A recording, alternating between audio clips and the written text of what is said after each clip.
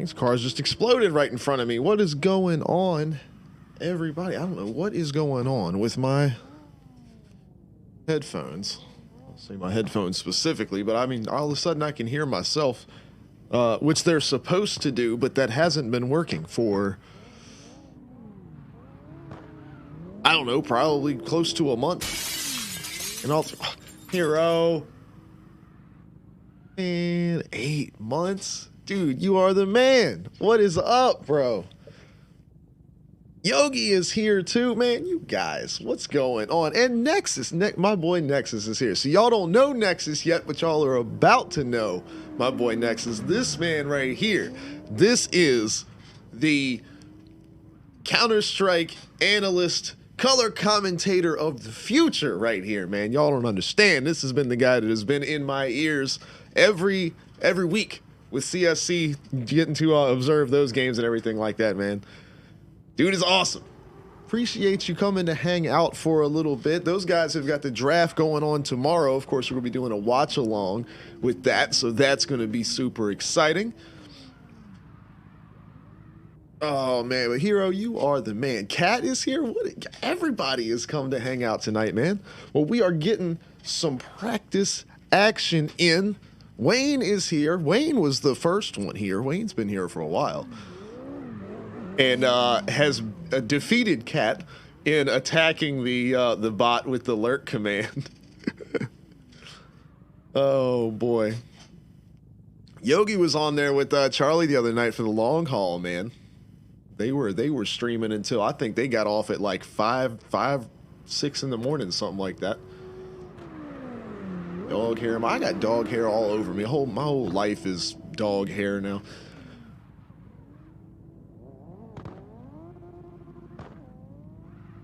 All right, let's see what we got going on here. Hero says he's rocking on the car that he's got next to me here, so let me go look at that. And of course, you got Theory right here cooking on the line. So I got a Christmas present, like a super late Christmas present this week from my friends over at Kino Mod. They dropped an update, which I don't know if you guys remember or not, but the few times we have talked about everything going on with CarX mods and everything like that, I said, you know, I appreciate and I love everything that Kino Mod is doing, but you know, I wonder if they have forgotten about their drone camera. Because some stuff had been messed up with it for a while, or some things like that. And we talked about it again this past week. And all of a sudden, they drop an update that not only has custom nameplates and all this kind of extra crazy shit that they've added, but fully revamped the custom drone cam. So here we are. We're all updated. I'm in the Kino drone cam now, and it's super smooth as always. I've got my tab menu back so that when we're doing slide style, I can focus on the lead cars and everything like that. So Akuza's in here too, hell yeah. But very useful. But the only thing that happened was they took away the one feature that I wanted the Kino camera to. Well, I mean, there's two reasons that I want to use the Kino drone cam over the baked in-game one, and that is one, you can't, in order to get to the in-game drone camera, you have to hit escape. You have to go to that pause menu, and on the pause menu is the password for the online lobby you're in. Obviously, when you're running a competitive event on stream, that's no good. You can't have that, so you have to do everything in your power to hide that. The Kino drone cam bypasses that. You can directly access it from any point in time. So that was reason number one. Reason number two was it showed the little nameplates over top of the car. So Hero is sitting next to me in this beautiful Frederick Osbo machine we will talk about in just a minute. But it would show the driver names over top of the cars right here, which was very useful when we're just hanging out in an online lobby like we are tonight, for me to know and for, you know, our viewers watching along to know what cars belong to who. That doesn't work anymore. So, as you can see, obviously there ain't no nameplate floating up above Hero's car right here. I believe that is a part of the new update, a symptom of the update, I guess you could say, where because they have these custom like names overhead now, which look they're super clean. They look a lot better, I think. Well, really, it's just they're just more minimal than the baked-in game ones. But either way, I think it's a symptom of them updating that. That you can't see those anymore. It is not the end of the world at all, but that's the only minor thing. But other than that, man, the new custom HUD settings and all, oh man, it's awesome. So I am super excited about it. They have made it incredibly helpful for me as far as slide style events go, keeping the event secure. So that is going to be super helpful. But while we look at Hero's ride right here, Nexus says can't analyze the game without your amazing observing. Might watch the watch along tomorrow. Hell yeah, dude. We're going to be hanging out here. I've never seen a CSC draft before, so we will be checking out what's going on with that, and I'll be kind of talking about the observer tools that I've been building on and some new updates that I have coming to that, because I have been watching the Blast Spring groups, and it's like I'm watching a whole different broadcast now that I've, you know, have a much better understanding of what's going on as far as the observing and everything like that goes. And so now, of course, I've been watching it, looking for how they're doing their observing. I'm pretty sure I have nailed down exactly how Blast, at least the observer portion of their production, is set up. They're running 3 people. They have their observer, their one person of doing the regular job of observing the game. They have the second person that is also observing the game independently from the first person. I've heard mentioned before that that person may be on some kind of delay or something like that. So if a big a highlight reel kill happens or something like that, or whatever, they can capture that from that player's perspective. Or the so what's the way I'm trying to put it?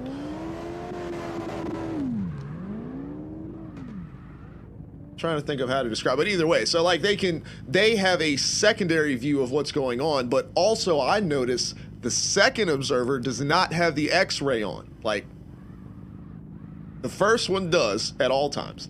The second one does not. The third one is just a person they have got, I'm pretty sure they've got an Xbox controller or a PlayStation controller, but I'm pretty sure they've got either a joystick or controller, and they're doing what I'm doing right now. The third person is literally just flying the entire time. So whereas I have those moving cameras that I've added that I can trigger off hotkeys and things like that, and I've got some trickery going on with all of that to get some cool, like at the beginning of the round, like if Ikuza here was a terrorist running, you know, leaving spawn or whatever, and kind of like following him out of spawn, right? Like I have pre-programmed cameras that follow along, and I just kind of have to press my keybind at the right time, roundabouts, to get it to track those players. They have a person that is literally doing what I'm doing right now, flying around with a camera just like this inside the game all the time. So even if there's a big firefight going on I don't know, what was I was like A-Site Mirage or something like that, and they can like come flying out of the damn palm trees and they're watching the guys shooting each other.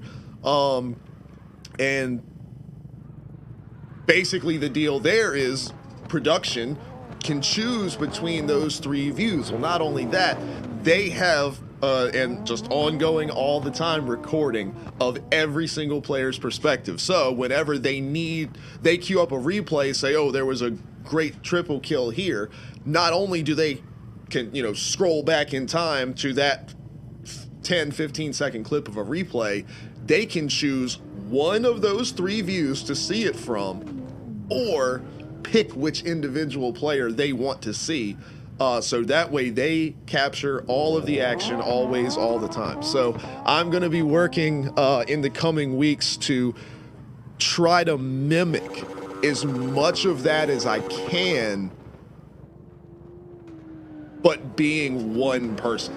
Like, obviously, some of that stuff you can't do, like the flying drone camera thing, that's just not going to happen. So I'm going to have to, I have an idea of how I can mimic some of the stuff that they do, utilizing the configurations. But obviously, I can't be more than one person at one time. But like I said, I'm gonna try to see if I can't implement some programming trickery to see if I can't try to at least get to that level. But man, it's been so awesome watching it now that I have that perspective as well, because obviously there's the game of Counter-Strike and you're always learning and you're watching the pros, so it's amazing. And Blast production is just like, I put them up against like all professional sports, not just esports. Like, I think Blast television production is above and beyond. But it's been fun watching the games like from this new perspective of like how they're observing, and I'm looking at the radar more often and going, oh, are they gonna switch to this camera? Yeah, they do.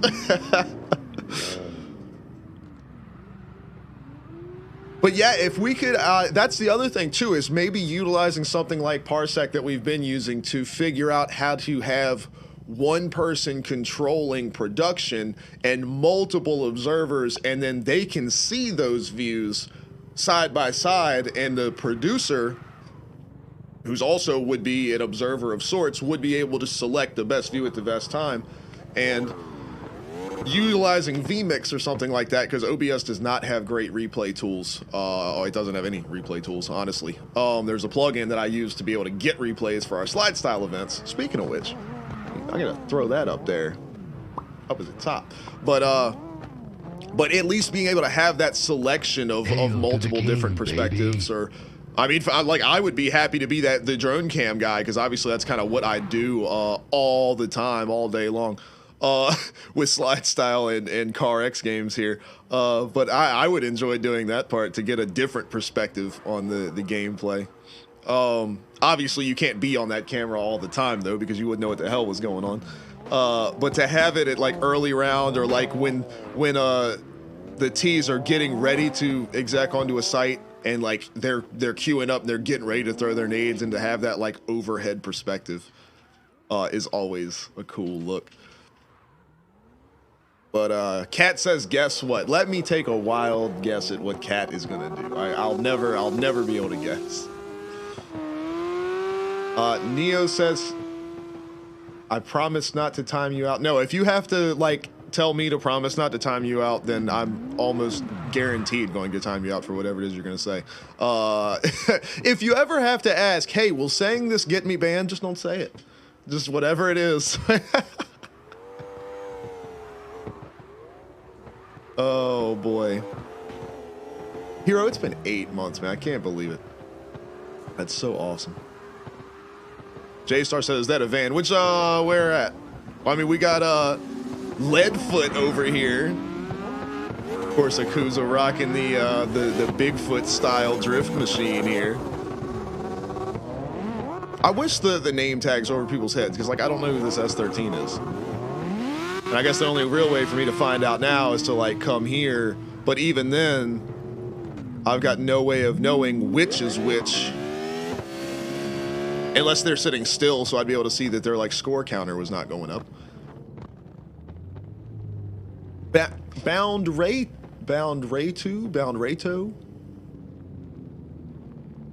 Bound, what's going on? What's happening? Welcome. We are rocking out some SLIDESTYLE practice this evening. We have not been, my schedule has been all messed up as hell lately, and we have not gotten to do as much practice as we wanted to. And also, we are coming up to our first event of the season this Friday. Sign-ups for that are still open. They will be open until Wednesday, as they are every month. But we are headed that direction. But we are going to be doing practice pretty much all week long. Of course, I got my stream schedule updated. Like I was just saying a little while ago, tomorrow night we'll be on. I think we'll be on here sliding around for a little bit, and then we'll be doing that watch along of the the CSC Season 10 draft, talking about some Counter-Strike and esports stuff in general. And then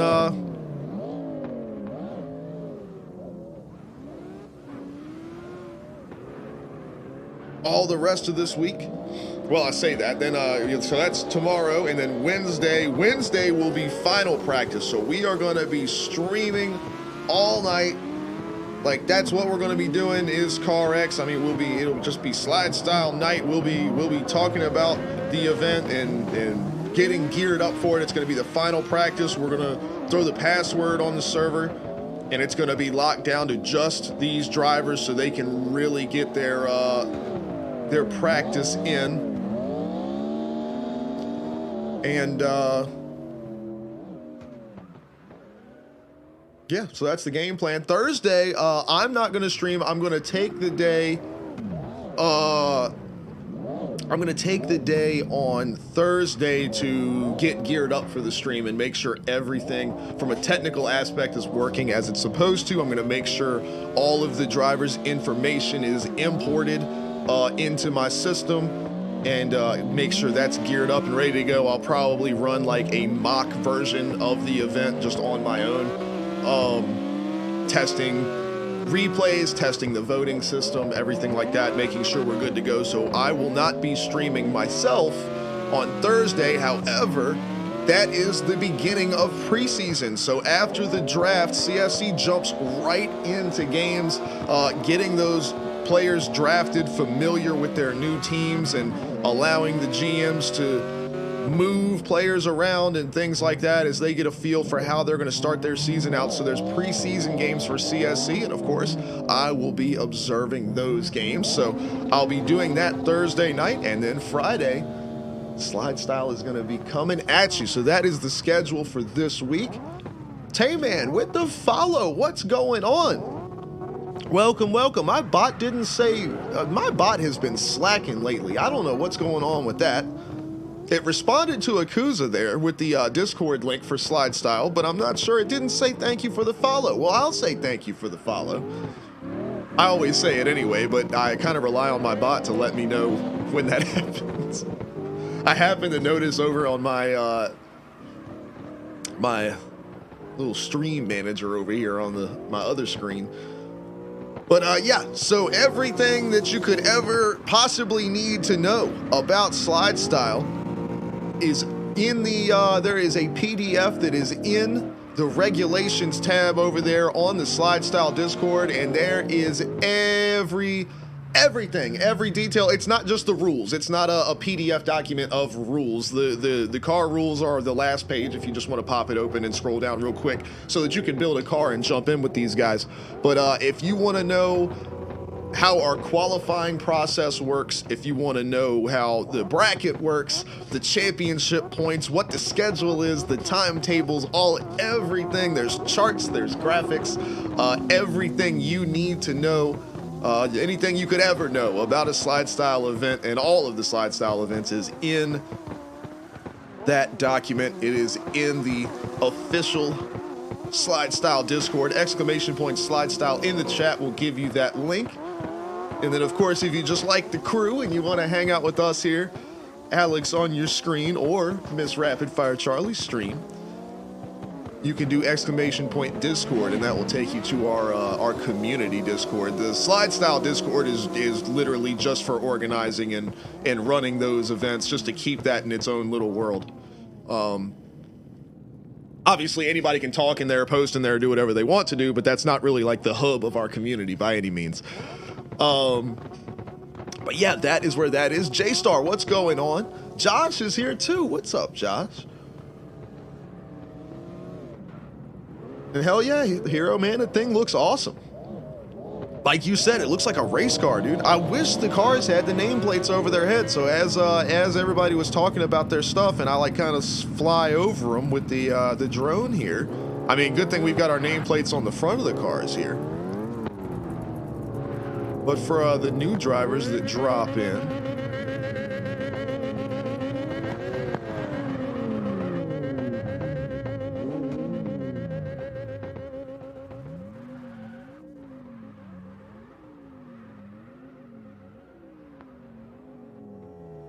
Squid's here. What's going on, man? Squid was helping me out with some testing last night. Who all was in there? I think Theory was in there. Malte was in there. Squid was in there. Who am I missing? Did Hero get on? Who was? There was somebody else. My brain is just going blank on. Damien was in there. One other person. Can't remember. But jumping in and guys were running the course and helping me get all these settings and everything set up. My reshade was bugging out. My game was bugging out. Dude, everything was going crazy. And then I was testing all the stuff for the streams. The replays were broken. Like, so much stuff was messed up. But I was able to get it all fixed and taken care of. So big shouts out to those guys. Thankful to them for helping me out. J-Star says, is P-Dub going to be participating? Well, he better be. He's been running all of the SOG events that I have been part of the casting crew for. He better be coming over here, and hopefully some of those SOG guys are going to be coming over here. I hope I see some of them this evening. Because if they're going to run the event, they're going to need to know the line, and they're going to have to test with these guys.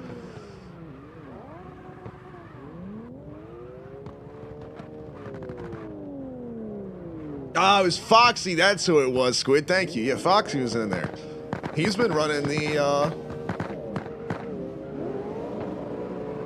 those SOG events as well. I hate not having the name tags over because I have no idea who both of these cars are. Because I'm not familiar with either one of them. Somebody's running the super soft suspension. But yeah, that's the only thing. I mean, I hate to complain because they fixed so many other problems, but it's like, man, that was a huge feature for using the Kino drone camera, and it's gone. They took it away. I don't know who anybody is anymore. And well, that's the other thing too, is to have to come out of your drone camera, figure out who somebody is, and then go back to it. It used to be so nice to just fly around like this, and their name tag was right over top of their car.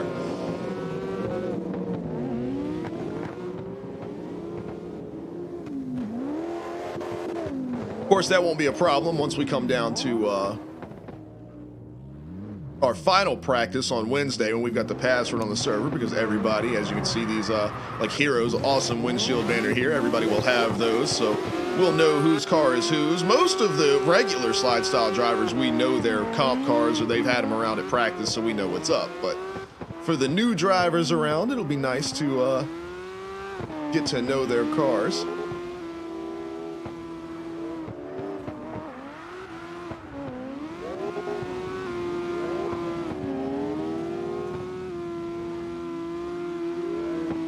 What you talking about, Wayne?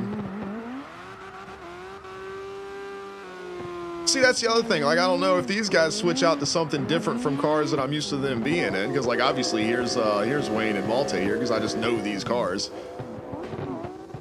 Inakuza is right back there, but I don't know who's in the red Viper here. I see Theory back there in the cloud.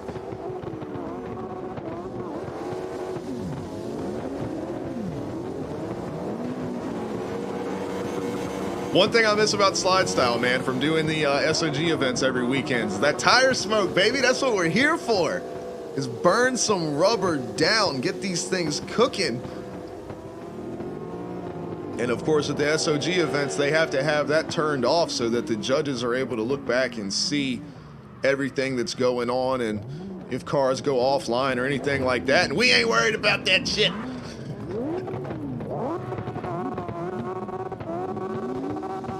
Yeah, man. If Taman, I hope you get in the server with us and come slide on around. Boundary as well. You guys get check out that PDF. Like I said, the setup for a SLIDESTYLE car is definitely not difficult at all. It's in line with what most other competitive drift series run. A couple of little small details that we do differently. Obviously, Boundary mentioned it just a minute ago. We run 110s just for the simple fact that nobody else does. That's the only reason why, is you And we talk about it on stream all the time, and we're not going to sit here and go on and on about it, but a lot of us here, especially that have been hanging out on our streams and doing these slide style events and everything like that, whenever somebody comes around and says, oh, does anybody have a tune for the Mustang or have a tune for the S15, it gets on all of our nerves. We hate it. So if you were thinking about asking that, don't. It gets on our nerves when people ask that, because like we all spend so much time practicing and tweaking on these cars and the setups to get them exactly where we want. But if you go on like the Kino Discord or any various, you know, CarX Discord, there's just these pre-built tunes or whatever for all the cars, for anything, and you know, oh, competitive tune for XYZ car and everything like that, right? They're almost always on hundreds. They're either on 90s for like a super chill slide car, or they're on hundreds for competitive cars or whatever, or they have grip tunes for racing and stuff for 120s. Nobody in the CarX world is really messing with 110s at all right now. Like, it's just not something that anybody really does. So nobody has pre-built tunes for it. And it's a perfect way for us to just kind of slide into our own zone. And part of what we're going for is a lot like FD versus more classic style Japanese drifting, whereas FD is the real aggressive, high speed, high angle, like not necessarily about finesse as much as it is just balls out muscle and driving and everything like that. That's kind of where slide style is leaning, so it really fits towards having the grippier tires anyway.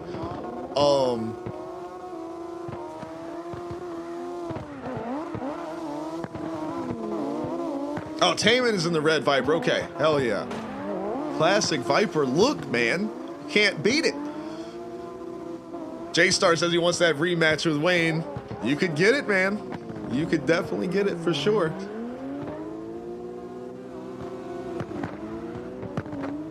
But yep, that's one of the main things with the slide style cars, is we wanted them to be a unique setup. But as far as the rest of the rules go, outside of the tires being 110s, from doing other events and from what I read online and everything like that, I mean, most competitive drift events in CarX have these, AFK, what's up, man? I'm doing all right, buddy. How about you? Most competitive events have like this tire chart. So depending on the weight of your vehicle is how wide your wheels are gonna be, and some cars have different tire pressure rules and all is that. We don't do any of that. Obviously that doesn't fit into the realm of the more like freestyle type of event that we are going about anyway. Is that my boy P-Dub right here? Yeah, it is. Thought I saw that ride. P-Dub's in here with that soft suspension BMW. I wonder who that is. It's killing me that they took my nameplates away, man. But with the freestyle full contact drifting environment, you can definitely see, if you're new to slide style and you've watched like 5 or 6 of these runs so far, you see what we're all about already. But we're not worried about all those specific rules and all of that. You know, we were able to come down to a wheel and tire rules package that went along with pretty much everything we were setting out to achieve. And with the engine swaps being added to the base game, that just opened up a whole new world for slide style competition. Is these guys can take basically any platform car and morph it into a competitive slide style ride. And I'm not at all saying that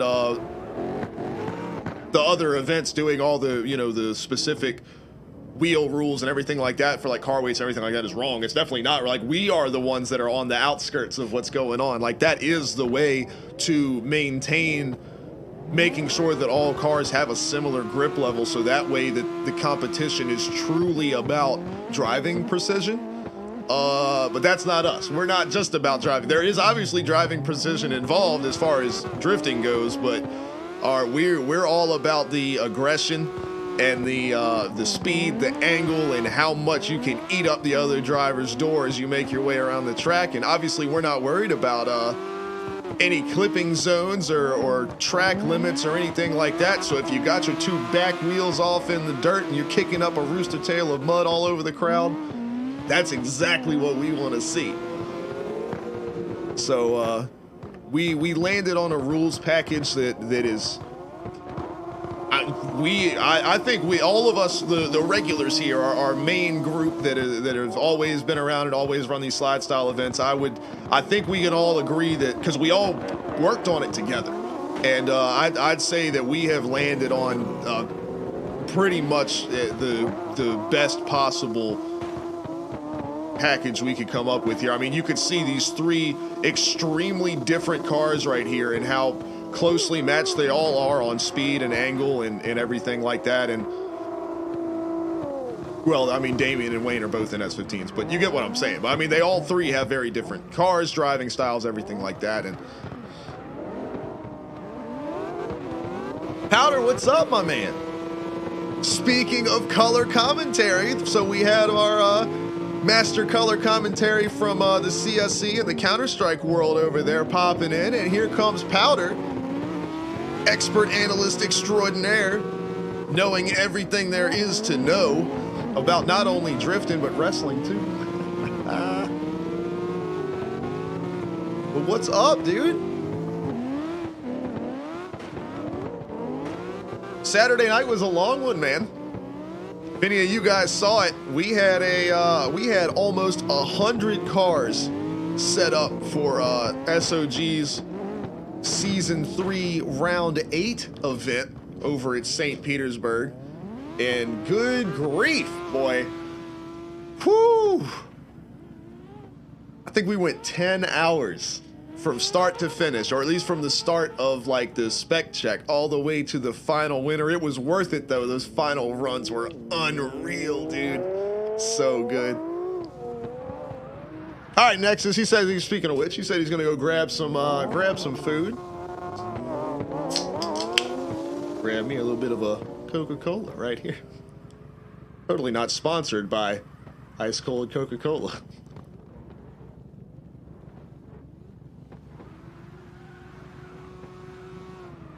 But yeah, man, we well, drifting is not all we do on my regular streams. We actually quite often are doing everything but drifting. But just with it coming up to our first big event for this year and everything like that, and there's, like I said, schedule's been all messed up. I wanted to really make sure everybody's got their fair shot at practice, and with a bunch of the SOG guys going to be coming in, hopefully. They said they wanted to sign up and be a part of it, so I want them to be able to come in and get some practice as well, get some runs in, learn the line and learn these drivers, because that's the other big part of it too. A slide style event, like we always say, it is so much closer to like monster trucks than it is actually drifting as far as putting on an event goes. And these guys, knowing their fellow drivers and their driving style and what they can expect from them on the course, since we don't have clipping zones, is 90% of what we do. These guys are all obviously highly talented drivers. Everybody can jump in the game whenever they want and run the line by themselves, and get their cars tuned up and ready to go, and that's easy. Anybody can do that, right? You put in enough practice, you can figure it out. But it's these guys driving alongside each other and knowing each other's driving and everything like that, because at the end of the day, yes, it is a drift competition, but really it's just a big ass popularity contest, and whoever can come show out and have the have just a wild ass showdown, come up with a badass looking car like Wayne and Squid here in this Mustang right here, like come out with a badass looking race car sling that thing sideways and make the most out of your runs with the guys you are drifting with. That's what's going to get you voted forward in the event. You know, maybe you do come off the line a little slow and you make a crazy comeback on the chase. Or maybe as the lead car, you just run away from your opponent. Or, you know, maybe you're just like locked door to door with the other car all the way around and make perfect transitions. And, you know, whatever it may be, there's more than one way. You could just show up with the prettiest car and everybody at home wants to see it. You know, there's so many different ways to move forward in a slide style event. It's not pure drift competition. There's so much more in it. And I think that just makes it a lot more fun. But also, on the flip side of that, it leads to it being a more fun environment to be in. It's because it's not. It is competitive, but just like with the monster trucks doing freestyle, or like with wrestling, we're in the ring, and of course every wrestler, especially on the independent level, is out to make themselves look good. But in order for yourself to look good and have a match that people go home saying, man, remember that guy's match, it was so great, your opponent has to look good. You have to look like you have a worthy opponent. And that applies to slide style so well. And it also the same thing as with wrestling. In reality, the finish doesn't matter. It doesn't matter who wins. It doesn't matter what happens. You know, it's all about, did you throw down? Did you have the best showing you could? Did you bring your best car? Did you know? So that's a huge part of what we're doing, man. And I'm so glad so many new people, especially this season and in the off season, are finding out about what we do, and they want to come join in and take part in it. But it's such a fun time. And I mean, I have a blast producing the events and flying the drone cam and doing commentary and everything like that. But I love watching these guys hanging out during practices and messing with each other and joking with each other and everything. It is by no means is it competitive. You know, these guys want to see the best runs and the best driving out of each other. You know, we don't come out and you don't see nobody arguing. There's no, oh, this is bullshit, blah, blah, blah, blah, because, you know, there was a little bit of that last season, but that's because we started to take ourselves too seriously. And once we started to back that down and we're just like, hey, man, we're putting on a show. You know, this is an entertainment event. This isn't a drifting event. You go watch, you watch FD, you watch D1, you go watch the SOG comps if you want a drifting event. We're here for, this is entertainment. We are throwing down for ourselves, for each other, for our friends, and just putting on a good show, and we're all in it together. You know, it's a car show where we throw down and go sideways together. And, you know, people watching on Twitch get to participate. They don't even have to drive. You know, my mom is, y'all don't understand, my mom has favorite drivers. My mom is one of the biggest fans of slide style and what we do. Before we started doing this, she didn't know anything about drifting, and now she's got, you guys are some of her favorite drivers, and she votes on every run, and she's active in the chat during slide style events and everything, man. My parents love it. And that right there, if we had no viewers, if I looked over on Twitch and I saw that we had 2 viewers, and it was my mom and my sister, because my mom and my dad are going to watch together. If it was my mom, my dad, my sister were the only viewers we had, and we put on a slide style event, that's what it's for. I mean, every individual person that watches, I want them to enjoy it and have fun and participate, you know? But let me catch back up here. Skillet's up in here. What's going on, Skillet? What's happening? Connor's in here too. Hell yeah. Theory says, where is everybody gonna be parking during the event? That one, as far as this map goes, is a really easy question to answer, because we have an entire like garage paddock area right here with a little access road right to the start line. So yeah, everybody is going to be right over here. We might even line guys up like for when we get to we're going to talk about how we're going to do qualifying in just a minute. I wanted a few more people to kind of get here and be hanging out before we talked about that, because there's some minor changes to that. Not to the process of how qualifying is like scored or anything like that based on the voting. All of that is the same. We still have our last chance qualifier. All of that, nothing changes as far as the event goes, but just how we're doing the background process. But this is going to be the parking area. So Wayne says, why are 20-inch wheels the new meta? Hey man, I don't know. Well, that was the other point of setting the rules up the way that we did. I feel like you have a little bit of wiggle room on a whole bunch of stuff. It might be better if you have really soft suspension and like you're right at the limit on horsepower and you've got your gearing set up right, but you run slightly smaller wheels. I don't know. Everybody's gonna be different. I think I don't know if my car, I either have 19s or 20s on mine. I literally just did it because they look right. It has, I'm not worried about, well, it's not like I'm driving anyway, but I'm not worried about handling. I just went for what looks right. Then y'all tell me I got monster truck fitment, so. Squid, you very likely are the only flanker. The only person that I can recall running a flanker in a slide style event before was Damien. Damien ran one last year at Springstone, I believe. Hero, we don't know how race control is going to work yet. That's, we're down to the last week and I'm still trying to figure that out. I have got the process down to this point where basically all race control is going to be doing is telling drivers when they need to go to the start line and when they are free to launch for their run.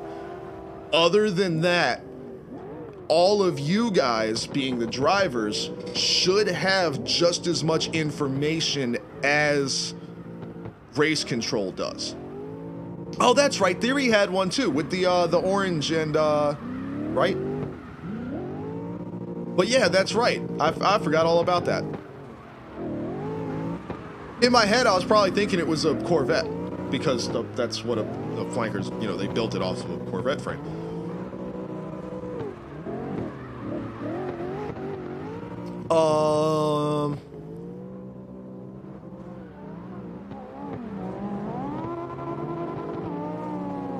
I'll go. I see these guys are talking about the start in the chat as well, so I will go over that in just a minute.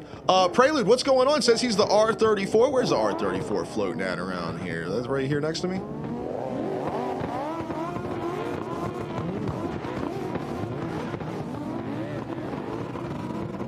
Boobies. Save the boobies. I love it.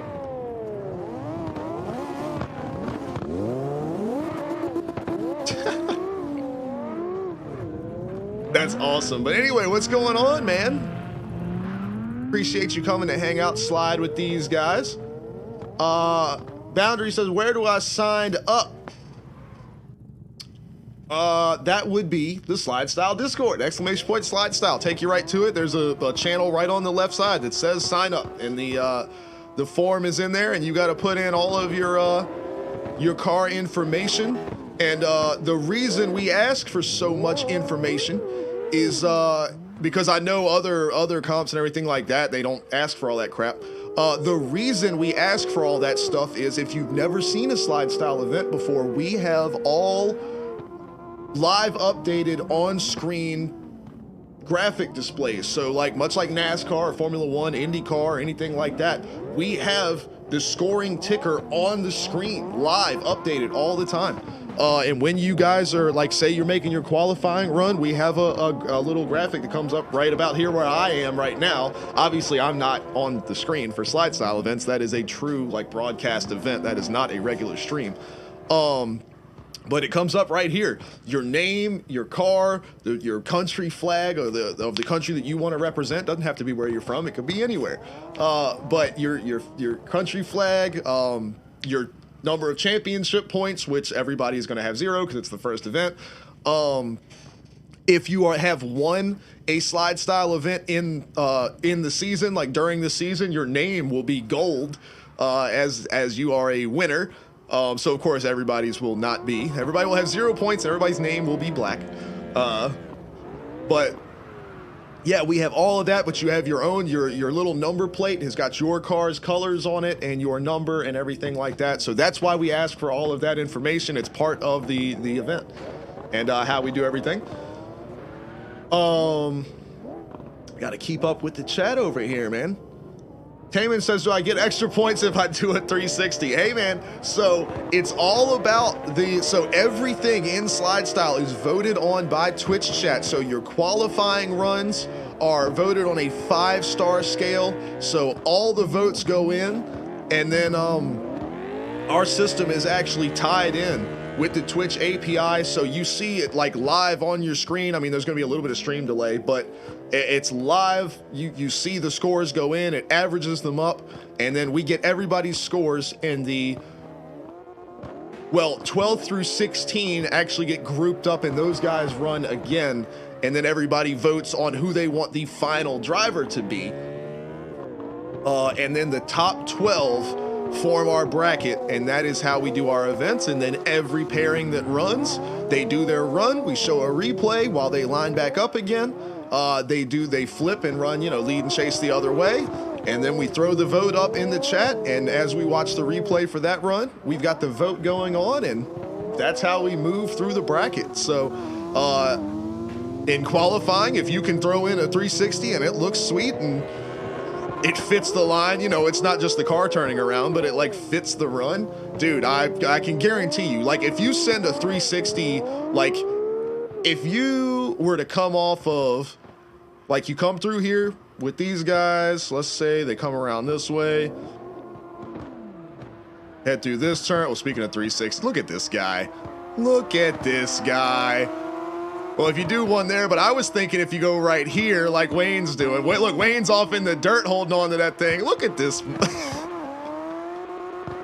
Wayne doesn't have to do all that shit because everybody votes for him anyway. He's like everyone's favorite driver. Well, there you go. Wayne's doing all 360s all around, all over the place. That answers your question. And now if you do that during a tandem run, you better make damn sure you've got room, because if you wreck the other driver, now, even though it is all fan voted and everything like that, we still do have penalties for somebody causing, like directly causing contact with the other driver. Most of the time we let the fan votes do the talking, but if it's like a very obvious, like, hey, they just messed up, they fucked up, it is what it is, they made a mistake and impacted the other driver's line or whatever it may be, we have a vote penalty. And all of that is in that regulations document on the Discord. But yeah, so there you go. That's the long-winded answer of your 360.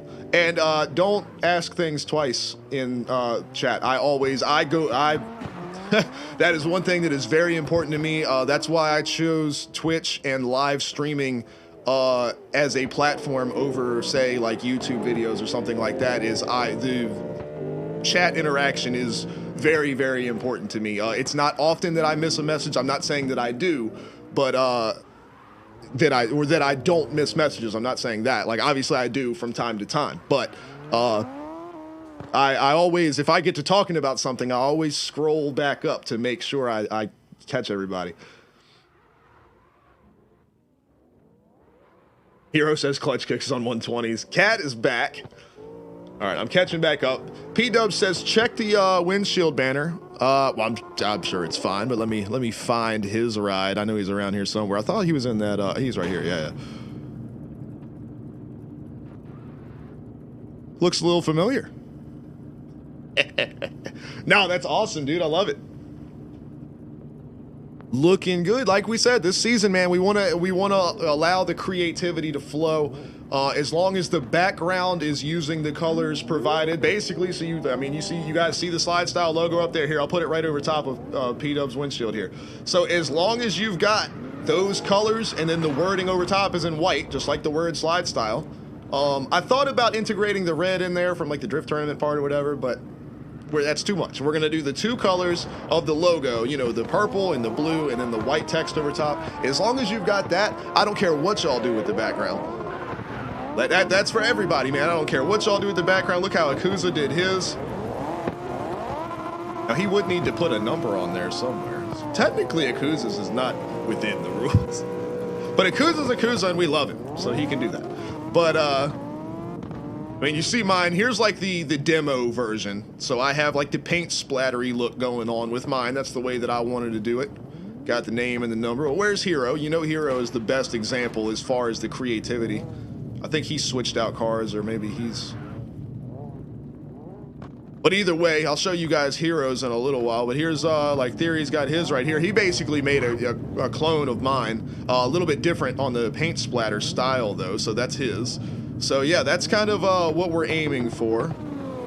See, Maltese here has kind of got that design style as the rest of his car going on in the windshield banner, but with the colors. Here's Hero right here. So, Hero took it all the way. Check this out, man. Look at how he did his with the paint running down the windshield. I love this, dude. I've been so stoked about this ever since he came up with it. I love it. So that's how we're doing that to kind of match the feel of a slide style event. J-Star says, don't take my numbers. Hey, anybody can have any number. It's not an identifiable thing. I thought when we first started that it might be, that race control might say, hey, driver number 72. Come up to the line, and we've been using names. We use names, so the numbers are literally just there for like the scoring graphics and to make it look like a racing event. You know what I mean?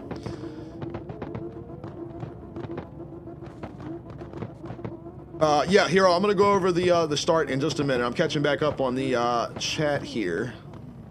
Taman says he's in the Mustang. Okay, hell yeah, I got you.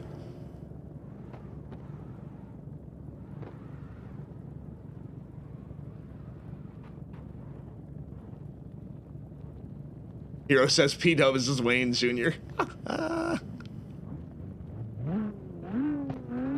All right, I caught back up on the chat, but yeah, I try to stick with the chat, and if I get behind, I always go back and keep up. Now, I will say this, and I'm not trying to cause any drama or talk about it, say that I'm, what's the word I'm looking for? I'm not pointing anybody out or anything like that. But if you ever notice that I go back through the chat and I'm reading message by message, and I read the message before yours, and I read the message after yours, I saw yours. If it's something that we don't want to talk about on stream, and most of the time, I'll usually make a little comment like, hey, we ain't gonna talk about that, or I'll make some little joke or something or whatever, especially if it's a more serious topic, that I just know we're not gonna, because, we don't do politics and stuff like that. We don't talk about that kind of stuff just in general. And unless it's something within the purview of what we do on stream. So if there were some laws made that were going to impact gaming or streaming directly, or real world stuff, like if there was laws made that affected drifting events or racing events or anything like that, we would of course talk about that kind of stuff. But as far as general regular political stuff, we don't discuss those things because that's not why. And it's not that those things aren't important. Those things are actually incredibly important to me. But that a lot of us come here.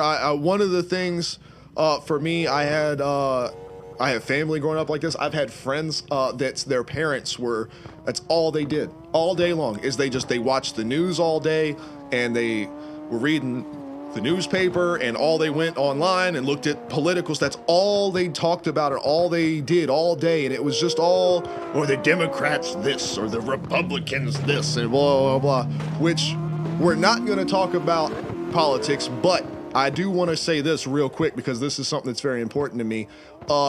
If you yourself identify, this is American politics, by the way, but you can apply this to your own country too if you're around the world.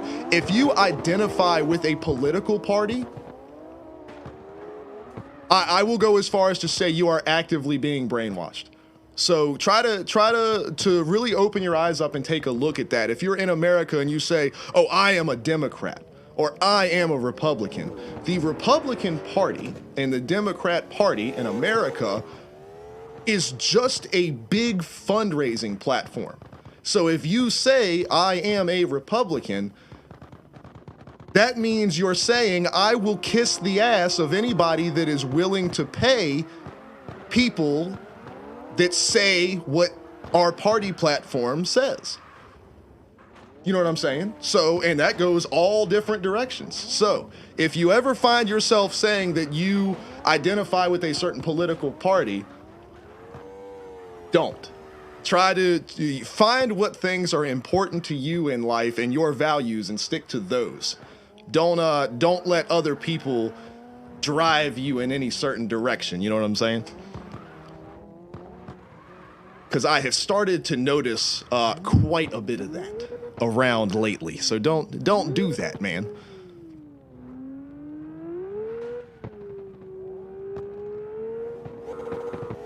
But anyway, if I ever read over a message and don't say anything about it, that's because that ain't something that we're gonna talk about on stream. And if you continue to post about it or whatever, we'll deal with it then.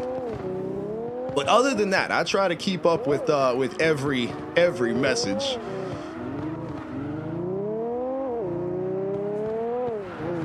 Boost is here. What's going on, Boost?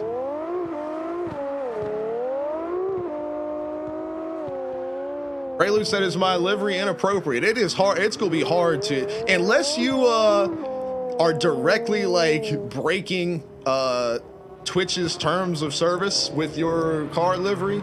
Other than that, man, I don't give a shit.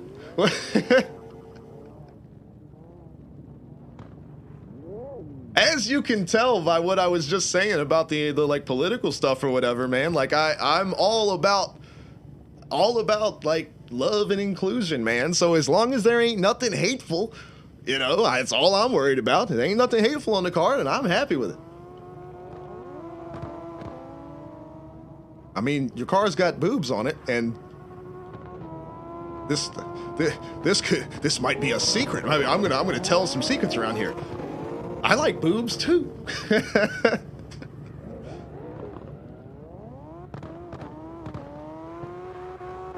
I think everybody likes boobs.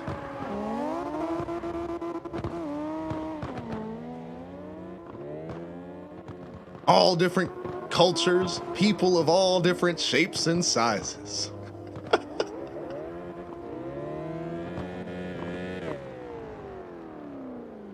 I've had friends that were gay that talk more about boobs than I do. And I was like, bruh. They were like, "But what? She's got to carry those things around." And I'm like, "Would you stop talking about them?" He's like, "They're all in my face." I'm like, "How do you think I feel, bruh?"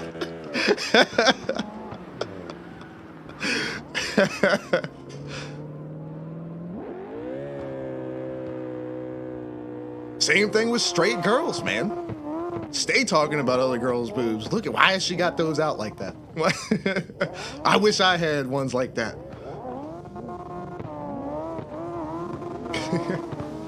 As I get older, so it used to be when I was like, 20 years old, you just go looking for boobs everywhere. You just, if you are of the, if you like boobs, if you are a fan, and you're a 20-year-old dude with all the hormones and whatever going on, you're just always you're on boob watch. You're just, it's constant. It never stops. But now that I've gotten older and everything like that, and I've done all the business that I'm gonna do, and now I'm hanging out, chilling, not worried about it. Now when I see a girl with like, I'm talking not like the like porn girl boobs or anything, not like, no, I'm talking the girls that you see that they're like literally watermelons. I'm like, I see her and I'm like, oh no, oh, I feel so bad, man. That like, that's just genetically, that's what she's got. And because those of us here that are male can't comprehend what carrying that around feels like. Imagine having a backpack on backwards, so with it in the front of you, with 2 watermelons in it. Always, you can't take the sumbitch off. I can't imagine. Ugh. Sucks, man. It sucks. I feel so bad for him. I mean, like I said, as a dude, I'm like, hey, but you know, you got to think about like they got to do everyday shit, man. They got to like carry the groceries in the house. Well, they're carrying the groceries in the house and a couple watermelons. Just all, imagine how strong they are too, though. Like their upper body, like their, not upper body strength, like their arms, but like their shoulders and their traps and everything like that, you know? Like, girl, only thing a girl like that's got to do is push-ups, and her upper body's gonna be, she's gonna be looking like Brock Lesnar. What the hell are y'all doing over here at the starting line?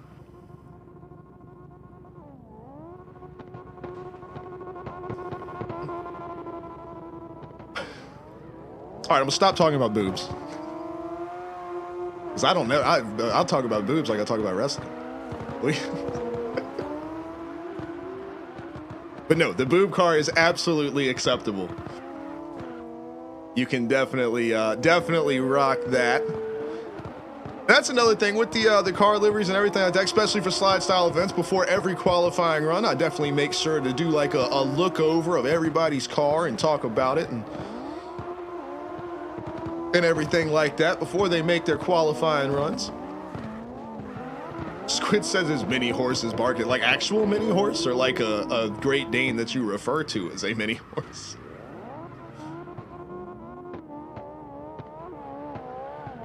Oh, there was a vote. I didn't even see it. I wish they would update and fix the shit with the votes, man. It's driving me nuts.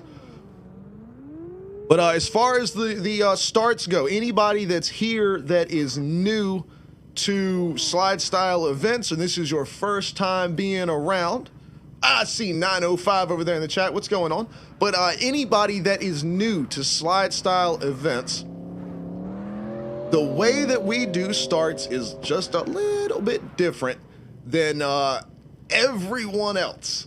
So pay attention real quick. I know somebody had asked earlier where the starting line was. So basically, I mean, that's why I parked my car right here. It's where I am, but the landmark for what the starting line is, if you look on the map, the starting line is this camera truck. It is the ass end of the camera truck. So like you can see where my car is, but like basically perpendicular to the road. You see where our cameramen here are up in the bucket thing, and this guy's got a camera. I don't know what the hell this guy's doing. Maybe he's there to tell this guy what to put the camera on. But anyway, camera guy's in the camera truck. If you make a straight line across the track, that's where the starting line is. So, I mean, my car is even a little bit to the side, but that's generally, now it doesn't have to be perfect, because as you can see, we got Wayne and Theory lined up here, and this is how we do starts for a slide style event. So if everybody wants to keep an eye out, who is doing this? Go away. Thank you, P-Dub. There's a vote, and I'm assuming it's for that person. So yeah, if y'all can vote real quick and handle that business. We need one more person, please. All right, there we go. Anyway, so here is the starting procedure for slide style events. Wayne is going to be the chase car for the run. So you can see how he is one car length ahead, and also Malte made a graphic of this, and I pinned it in the server, in the slide style in general chat, I believe. But Wayne is going to be the chase car. He is lined up. Basically the starting line, I guess, is right now is in between them. That's the bottom line. It really doesn't matter exactly where the starting line is. That part's not important. So you see Theory is lined up with the back bumper of Wayne's car right here. Wayne, as the chase, he knows he's in the chase position. He's going to be chasing for the run. He is going to take off first. Once he starts moving, Theory is clear to go. So see, they let each other know they're good. He starts moving, boom, Theory takes off. Check this out. Theory takes over the lead position. They both kick in together, and look at that. They are door to door going into the first turn. So that is how we do starts for slide style events. The reason we do that is we don't have a cone car. We don't do a fancy flashing the lights thing. We don't do any of that. What is going on? Why is everybody running up in the back of everybody over here, man? Like, don't do that.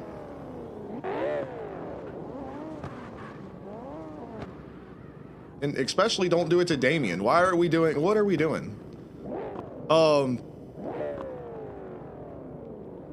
Like, now you're in the way.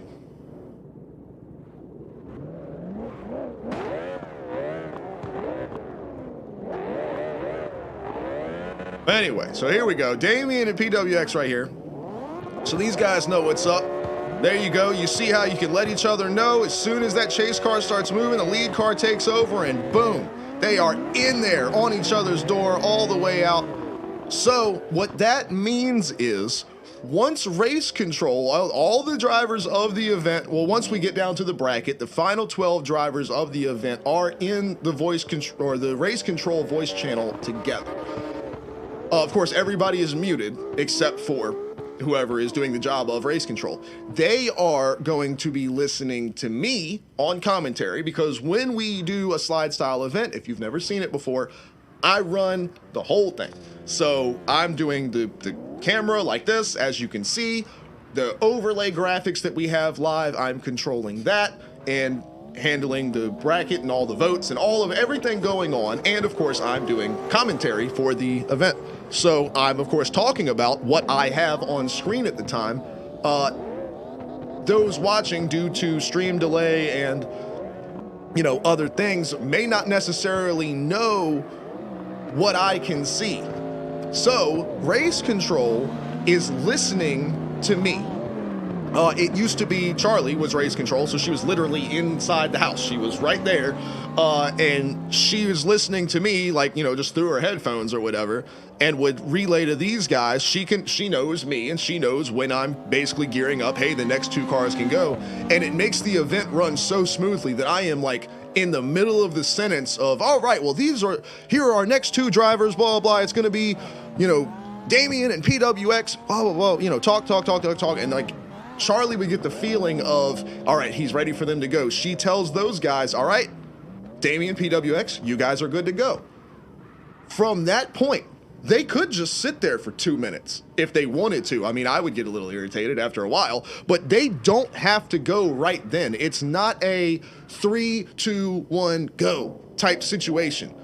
Race control just says, hey, you guys are free to go. It's like they've got the reins on you're like a leash on a dog, and you just let go of it. The dog doesn't have to leave. The dog can just sit there. So it's the same thing. Race control says, hey, you're good to go. And then the chase car from that point is in control of when the run starts. So basically, out of sportsmanship, both drivers, you know, they flash their lights, wiggle their wheels, whatever. They let each other know that they're good to go. But at the end of the day, the chase car is in control. So once both cars pull up to the line, it's just kind of like drag racing. Once you stage up, when race control says you are in the clear, you're good to go, the lead driver needs to be ready. But the chase car is in control of the start. And as you can see, like I said, they know they're the chase car. So that way it's impossible for the lead car to run away from them. So you see Wayne and Malte right here. I mean, they're banging doors on initiation into the first turn. And this right here, that's what slide style is for. Wayne is all the way up to the front bumper on this dude. Like, this is, if you've never seen it before, I know all these guys have heard it a million times, but for the few guys that are new to what we do, this right here is slide style. Of course, in a regular standard drift event, all of this would be horrible. That would be a tire drop, all of this contact. Wayne would have been DQ'd for all this contact. Like, Wayne would have been DQ'd. I'm pretty sure Malte dropped 2 tires off of this part over here. So as far as like a standard drift event, that was 2 terrible runs.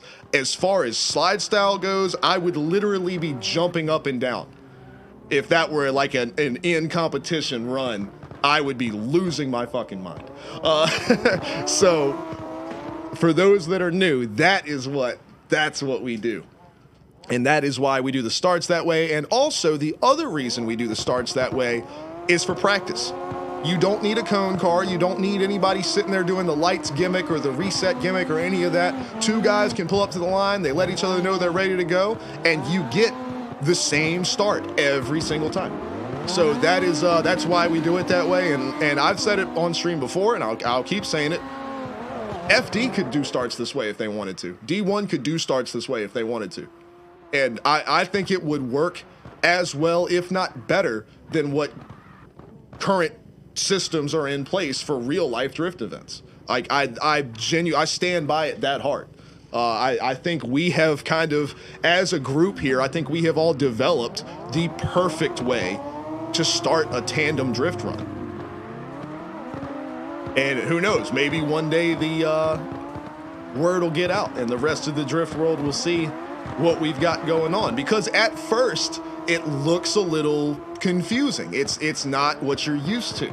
So it's very off-putting to people. They're like, what the hell is going on? This doesn't make any sense. But when you see it in action and when you do it, when you see it work, you can't, it's hard to beat it, man. To be beating doors with somebody on initiation to the first drift, you can't beat that, man. It's hard to do. Look at this. Got old Leadfoot over here out in the dirt and is able to hold on to it, get it back on track. Diving into the next turn. Look, taking the inside line. He said, I ain't dealing with that wall out there. Gets a little piece of it on the exit anyway. Transitions back over. P-Dub is like, he's like, I need more angle out of that Bigfoot machine. And he gives it to him too. Transition over, back in the dirt. Kuza holding it up there against the outside wall. Look at these guys, man. Boost said he's gonna be back in just a minute. I got you, Boost, no worries.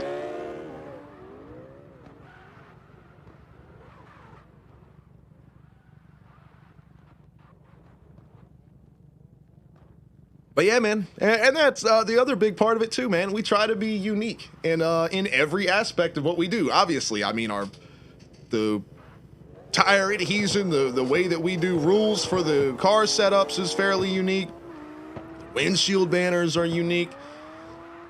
Start procedure is unique. The lines that we run are, I mean, we aim to be different in every way. That's kind of the whole point. Even our, with the way that I've done the overlay graphics, I mean, I definitely have looked to how FD and D1 and different racing series do their on-screen graphics and everything like that, but I looked for the good and bad in the way that all of their different systems work and put together what I feel like works best for us, but nobody else has got stuff like that. It's a unique presentation of like the bracket system and everything like that. So I'm pretty proud of what we've been able to come up with over the last year, and then to start out a full season with a complete system, because we were making the shit up as we went along last year to get to where we are now. And I am very confident going into this Friday that we're gonna run the event. I mean, things are always going to be, you never know what's going to happen with a live event, so there's always little hiccups and things that come along the way, but it is, compared to last year, this year is going to be very much a set it and forget it kind of deal. We're just going to, it's going to be Friday, it's going to be slide style night, we're going to do our slide style shit, it's going to be fun, and that's it. It'll be over. We'll come back to the next one next month. We'll practice all month and then we'll do the next event. It's not going to be figuring out rules changes and what's fair, what's not fair, and all of these different things. Like we know what it is now. We have the rules. We have the car set up, the rules, everything like that. We have somebody in the server that needs to be banned immediately. if anybody wants to call that vote. And then as soon as you guys see a vote pop up, we're all going to hit it together. Do it quickly, please, just because you know how busted it is. Get that vote in. There we go. Thank you, guys. Y'all are the best.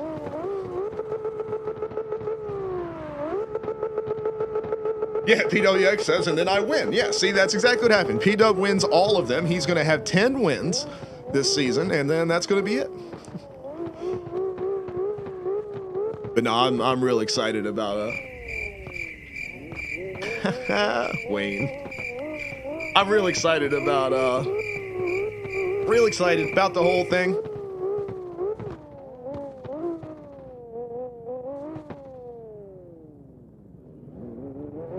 See, this is what we're talking about.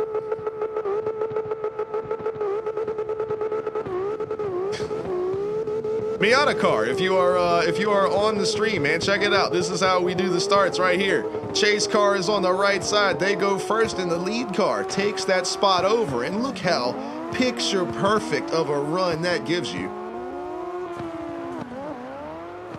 Right, Akuza? We ain't got time for that mess. Well, and the whole like bug going on with the voting system or whatever that CarX hasn't quite fixed yet, it's really made us all be on our toes, because it used to be you could be in the middle of the run and you see the vote come up and you're like, you know, as soon as the vote's over, I'll hit the vote, you know, make sure it's taken care of. Now it's like if you don't hit that vote in the first 5 or 6 seconds, the bitch disappears. So it's like there's a vote, we got to do it now.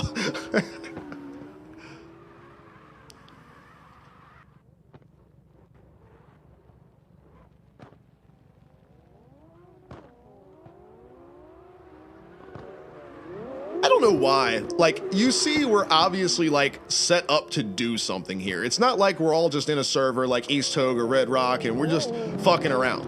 Like, we're pairing up at the start line side by side, and these guys are doing the same line over and over again. Like, we're very obviously doing something. Like, even if you are just being a troll or whatever and just screwing with people, like, go do that in a server where, like, obviously it's not organized. Because as soon as you touch that first car, we're gonna ban you. Like, you're not gonna get your money's worth. If you're going around trying to troll people, like, go do it in a place where it would be effective. Obviously, the solution there is to not do that shit at all and stop trying to fuck with other people that are trying to have a good time. But if you're gonna do it somewhere where it's gonna work. Like,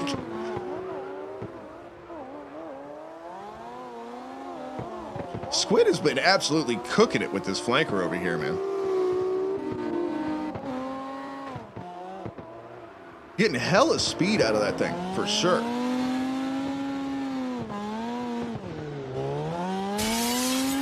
Oh, Damien. Hey, the raid thing works again. All right. Damien.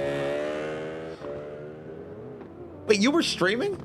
My dude's been in the chat chilling with us here, and he's been streaming this whole time. Well, hey, thanks, man. And Braden with the follow, too. Thank you so much. Appreciate you guys, man.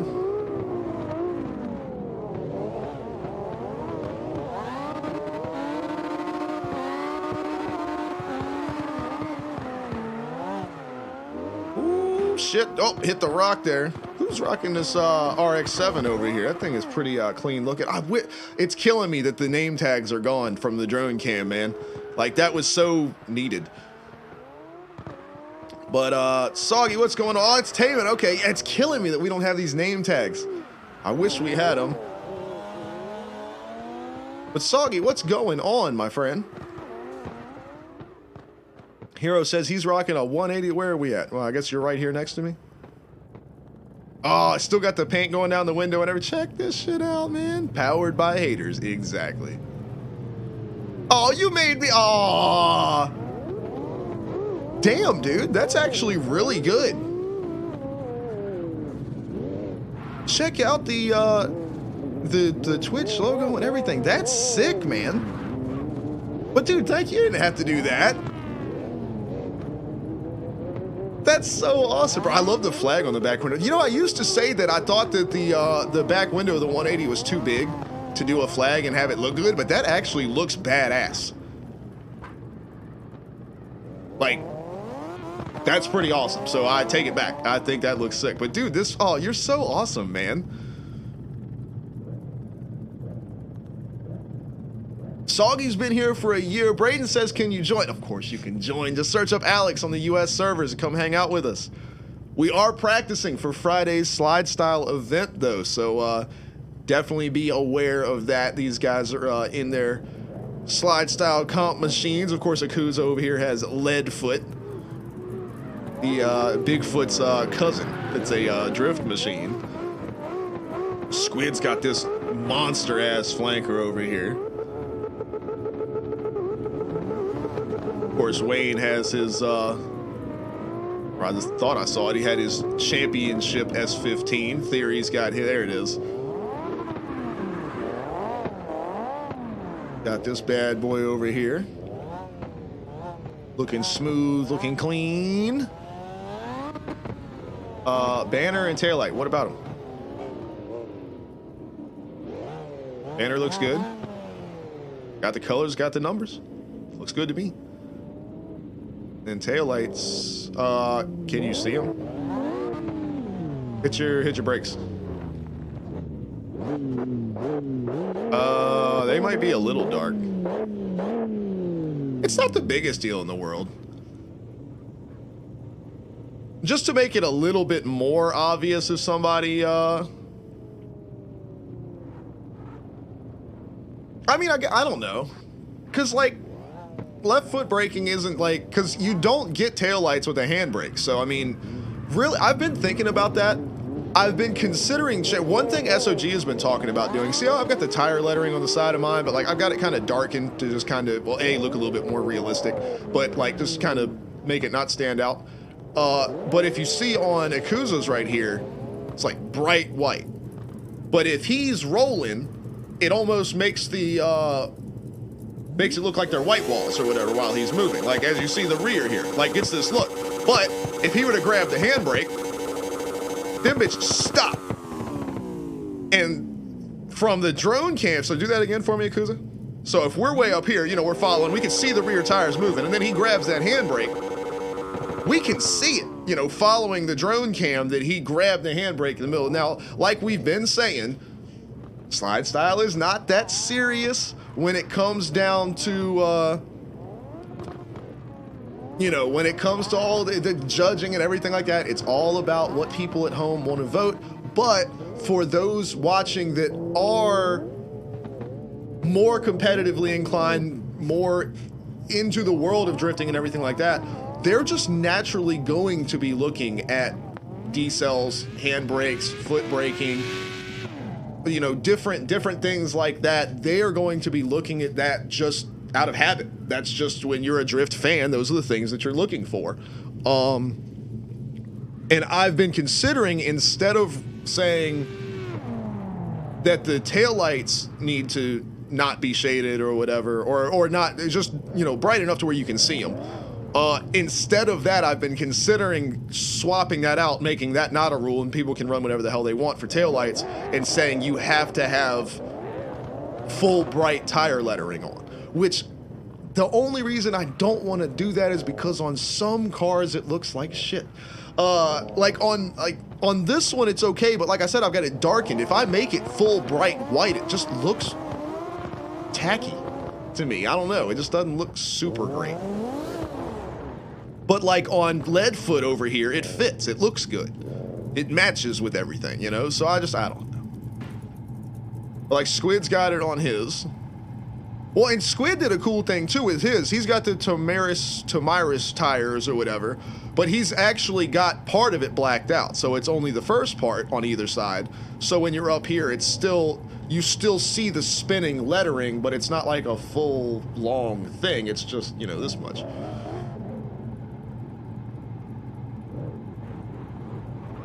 Maybe we do that. Maybe we'll.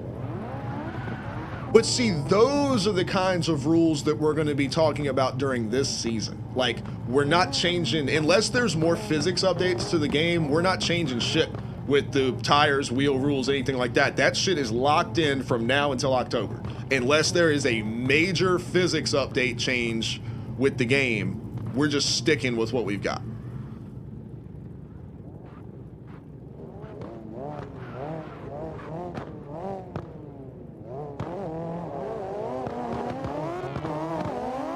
I agree with that completely, Akuza.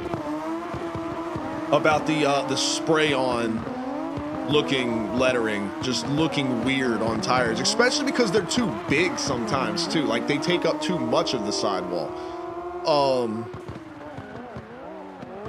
But then like, yeah, like NASCAR with Goodyear, where it's like printed at the factory, it's like printed on the wheel, and there's actually like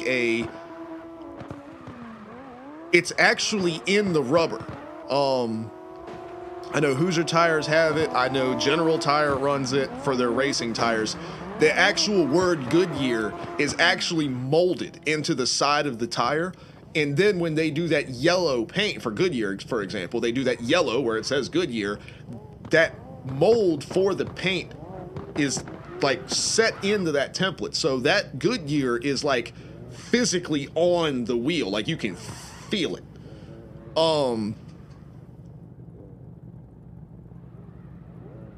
Oh, and then, yeah, too, then the F1 tires, yeah, because they do the different lettering for the tire compounds. And those look good, too. It's all about how you do it. But, yeah, if it's just kind of like a template, you spray paint it on there, it just looks weird. Kingslayer, what's going on, man? We never run passwords. No passwords in here. Search up Alex on the US servers, and you will see us right there. Come jump in. Slide around with these boys. Yeah, there's only 2 times that we ever do passwords, ever. Three times. There's 3 times that we ever do passwords. One is for an actual, you know, the SLIDESTYLE event. We can't have random people jumping in the server. It's a very tight, controlled situation. So SLIDESTYLE events have a password, and no, nobody gets to know that except for the people in the Discord with the right permissions to be in the event. Second is final practice, and the only people that can see that also in the SLIDESTYLE Discord are people with the driver tag. They don't even have to be marked as being in the event. They just have to be a SLIDESTYLE driver. So if they're going to be busy on Friday night, but on Wednesday or Thursday, whenever we do final practice, if they're available then, I want them to come in and drive with these guys, you know? So yeah, so final practice is a password thing as well. And the only time we do a password with an open server is when we're at West Coast, the Irwindale track, because if you leave it open, people just come in and they just do cyclones around the outside, and we'll run into the people actually running the line. But those are the only times that we do passwords. Any other time other than that, we are chilling. We want everybody to come hang out with us.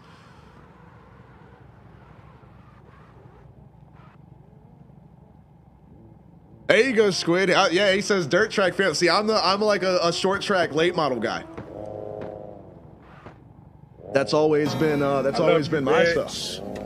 So we were. I ain't gonna never stop loving you, Yogi. bitch. I ain't gonna never stop loving you, Yogi. But yeah, man, we were. It was almost all Hoosier here. Trying to think of anything. It was almost exclusively Hoosier Tire. They've got a stranglehold on all the racetracks around here.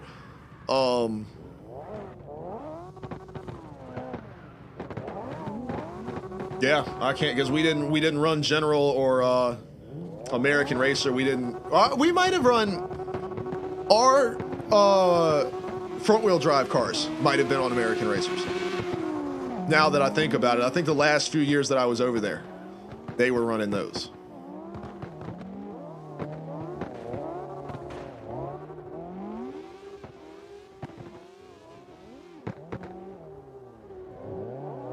But no, man, I definitely know exactly what you're talking about, man. You gotta love this. You can't beat the smell of a racetrack. Now, the smell of a dirt track and like short track, like asphalt short track, very different smells. But you can't beat it, man. It's something about it, especially when you grew up around that or whatever. But it's just it gets your adrenaline going. It gets you just like, you feel alive, man. That like burnt rubber racing fuel. That like there is a certain racetrack smell, and especially like real, like late model stock cars, like the platform late model stock car, that are running like 500-600 horsepower, or modifieds, like especially when you get to like the high level, like the wheeling, like the NASCAR touring level modifieds. I don't know if any of y'all have ever seen those in person, but if you ever get a chance to see those in person, they literally rumble your soul. There's no other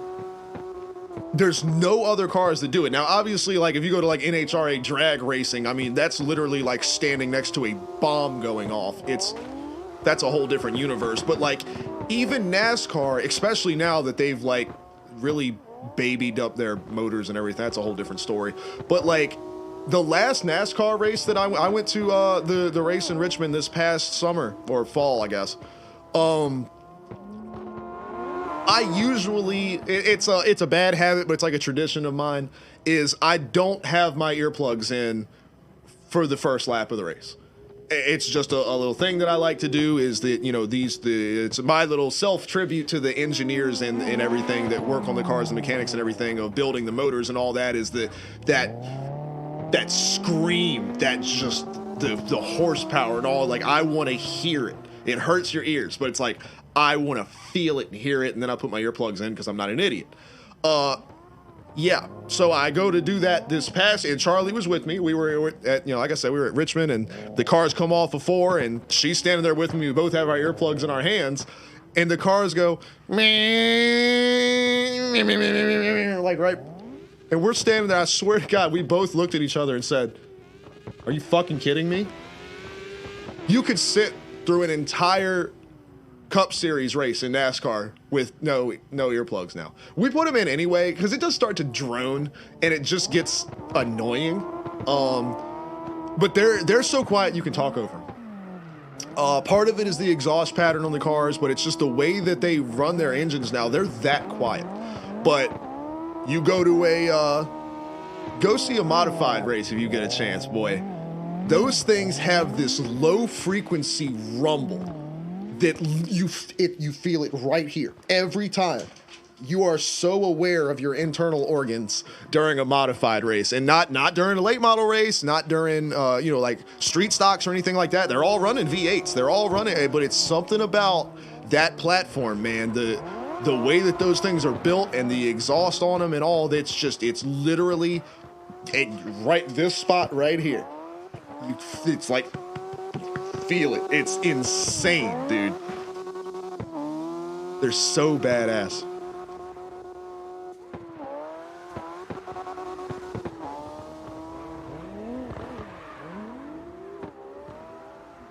Family ran vintage class B-mod and late model chassis, engine drivetrain package with vintage steel cars. Oh, hell, I've seen stuff like that. Hell yeah, dude. I know that was fun too. And that's also more fun, right? Really? Who's over? Why are we wrecking the guys coming off the starting line? Is that seriously what we're doing? All right, if y'all want to fire up the vote, clear them out. Just beware, there's 2 twins over there, so don't get the wrong one. It's the one that's like almost hit Akuza just now and is being weird and going backwards.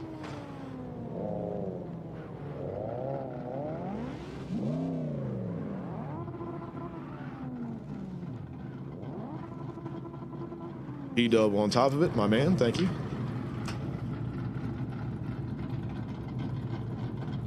You guys are the best.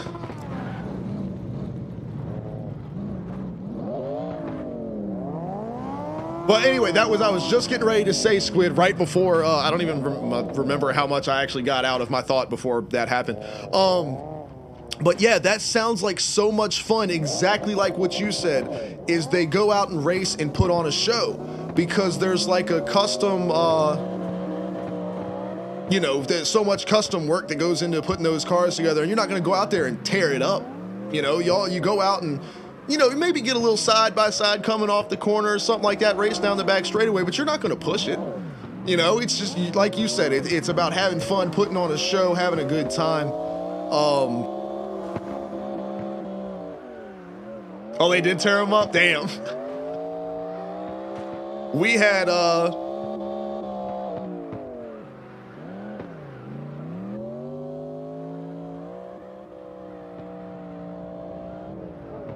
I don't think so, Akuza. I don't know. I didn't think the wrong one disappeared. But yeah, we had like a series like that that came through town every so often, like twice a year or something like that. Ran at the track that I was at a lot. It had like old classic cars and stuff like that, and they were, and they went out there and raced, and they would do like a 15 or 20 lap race. But yeah, they were, like I said, they'd get side by side, but they wouldn't really push it. But then again, I mean, this was asphalt, and they weren't going slow, but you got to think of those old cars, those big bubbly body Fords and stuff like that. They didn't have the safety shit in them. So, I mean, these guys, and of course they looked the part too. So these guys had that helmet, like the open face helmet with the goggles, and they had a fire suit on, but it was like a, you know, classic looking fire suit. And they might not, like, the one guy, I remember one guy sticks out to me, he didn't have gloves on, you know, because he wanted to have that. Look, it was like a modern fire suit, but it was that old timey brown color. So it looked like it was leather, like a leather jacket almost. But it was a racing suit. But he had that old style Ford. He had the open faced helmet with the goggles, almost like a Dale Earnhardt look, but not as badass. It was more old school, like an old pilot, you know, from way back. But he looked like that. But like that car, like, if he did get up in the wall, like, he could have gotten hurt. Like, so they didn't do that shit. You know, they were out there, like you said, put on a show. They weren't doing all that.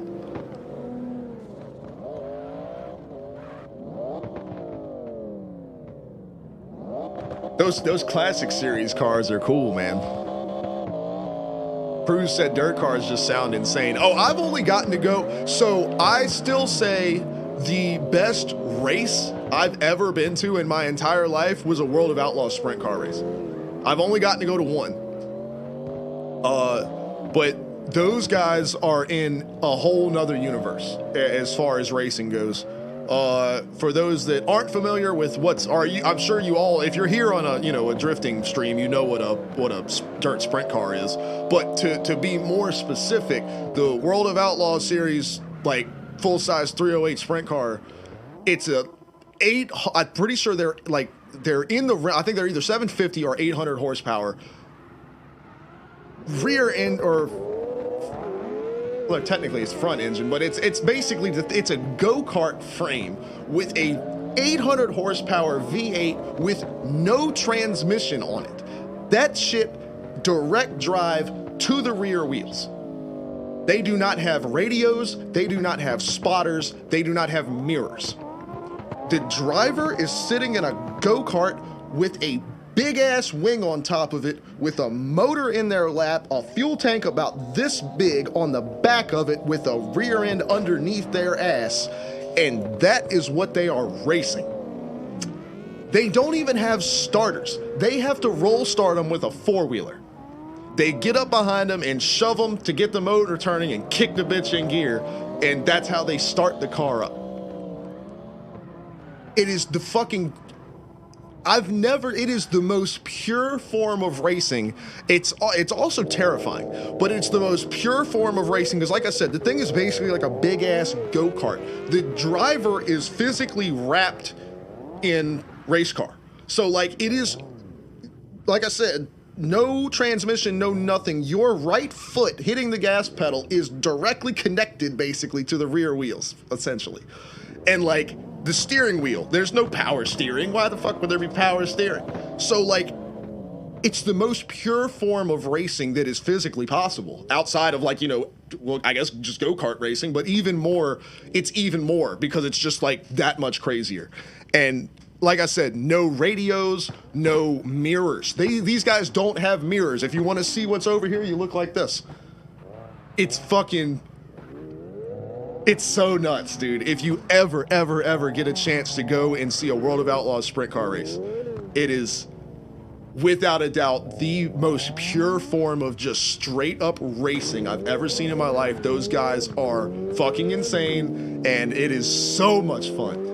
And they put on a show, man. They are all about it. But it is fun, man. And those guys are some characters. If they wreck, and they like flip over or whatever, they'll jump out the thing and just being like, yeah. And it's amazing to watch on TV. If you watch the World of Outlaws series run on TV, it's cool to watch. It's a whole different universe when you go see it in real life. It is, you don't even know, and you come out of there filthy. You are coated, and you got like a layer of dirt on you when you leave. It is, oh, it's so cool. And like I said too, the NHRA top fuel drag cars. It's literally like standing next to a bomb going off. You'll never experience. That's the closest thing to being at a rocket launch. I think that's the physically closest you can get as a human being to something that powerful. Because, you know, like rocket launches and shit, obviously, you can't be, they have a perimeter that's miles away. And I mean, if you worked in a mine or something like that, you know, or like you can't be near things that are blowing up and shit. You know, it's safety. You've got to be away from it. I genuinely do think that top fuel dragsters and funny cars are the most physically powerful things that humans can be that close to. I can't even begin to describe to you what it feels like when those guys hit coming off the line 15 feet in front of you. It's wild, dude. Apathetic Dub, what's going on with the follow? Thank you so much. We're bullshitting about all kinds of stuff, man. Talking about dirt racing cars and drag cars. We've been, of course, talking about drifting all night because that's what we do. We've got some new guys coming in, finding out about SLIDESTYLE. They've been running the line, driving with these guys, having some fun. I really hate that I don't have my name tags anymore because I would love to. I mean, obviously I know this is Wayne, but like I don't know who's next to Wayne. And I keep asking, you know, in the chat, oh, who's in this red and yellow car? And I could, like, I'd have to just leave the drone cam and, like, well, I guess I'd have to wait for them to pull up next to me because that'd be my only thing is for the, like, maybe I probably should go drop a message on the Kino Discord and be like, hey, was it because if they meant to do that with the drone cam, take away the name tags, you know, that's cool. But I'd be like, hey, did y'all mean to do that? Because if not, if you could put it back. Because because the biggest thing to me when the big update came out, I was so excited because like I would be able to have the name tags here, right? And I used the custom HUD thing to turn all the HUD elements off. But then when it came time for SLIDESTYLE, I would just hit F11, boom, and hide the HUD, and that would take away the name tags. So that way I'd be, since you see how my mouse popped back up there.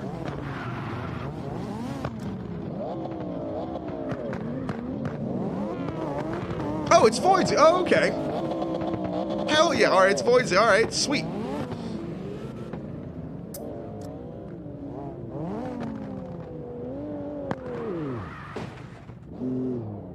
Bruce said he's got a couple local dirt tracks around him. Damien, you got it. If you ever get a chance to go to a dirt race, man, it's worth it. But Squid said he's going to hop off CarX and go play some games. Hell yeah, man. That's sick about the dirt racing stuff there, dude.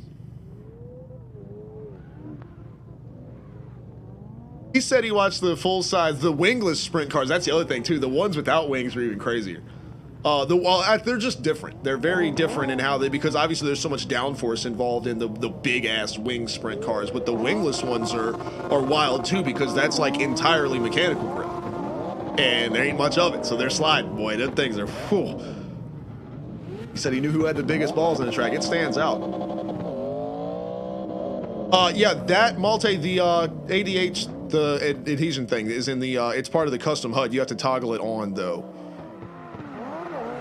I just have all of it turned off. I just wish I had the guys' names in my drone cam. That's all I need. I'm telling you, man, Kino has answered all my prayers. They have given me everything I need, but they took that one thing away. So if I could just get that one thing back, I will be a happy camper. I'll see about maybe dropping a message over there and just ask, like I said, just asking if that was their intention. Because if that is what they intended, hey, cool. But if they did not intend for it to do that, they're like, oh shit, we didn't notice that it was doing that, then I'd be happy to let them know.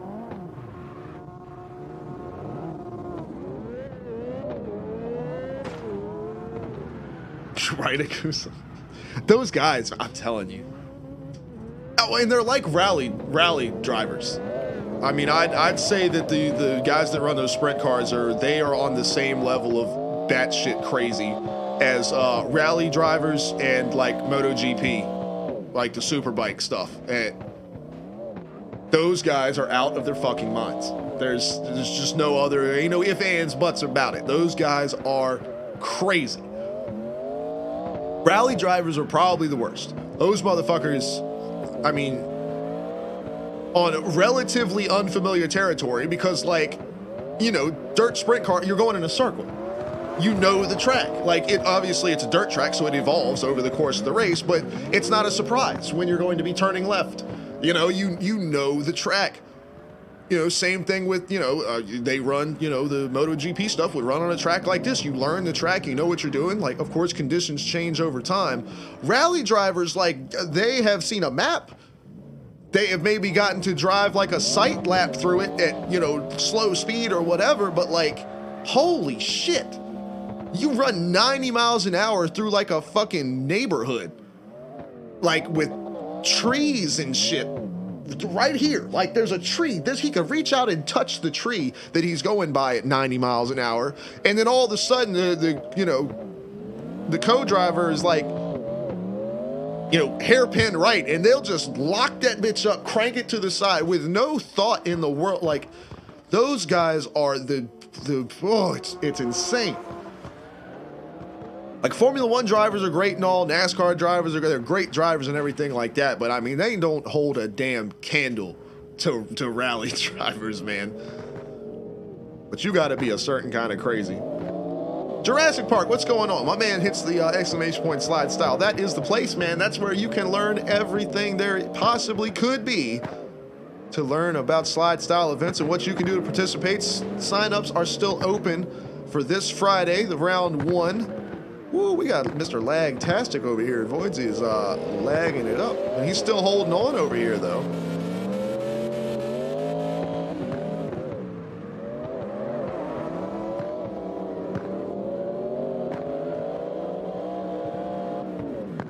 Oh, that's Hero, that's the most important part is, and honestly, that takes just as much crazy, if not more, because not only are they, you know, in the passenger seat of said car going 90 miles an hour past some trees and shit, but they're not in control of the vehicle. So they are quite literally just along for the ride.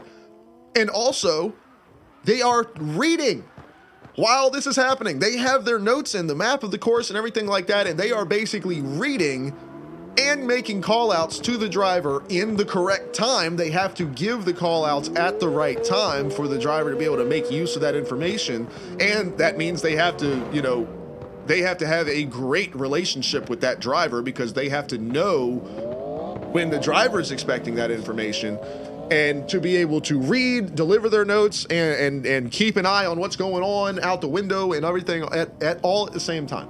It's unbelievable what those guys are able to pull off, and the mechanics back at the shop and everything. And if they tear the car up there and they have to get it ready for the next stage or whatever, and like out in the middle of nowhere, because I mean, obviously you bring a lot of your stuff with you, but it's not like you have your entire garage with you at your disposal when you're, you know, traveling along this miles long course that, you know, you've got to kind of travel light. It's what those guys are able to do is just ridiculous. It's crazy as hell.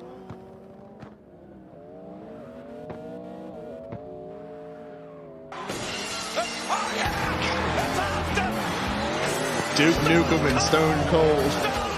Stone Cold.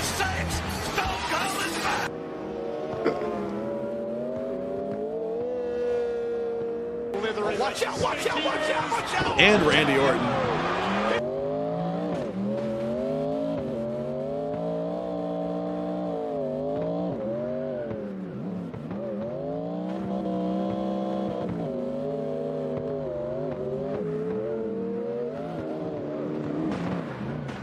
Oh boy. Been rocking and rolling for 2 hours over here. Damien says stretch it out. That is something I can do. Let me set this camera up here in such a way that we can see the whole track.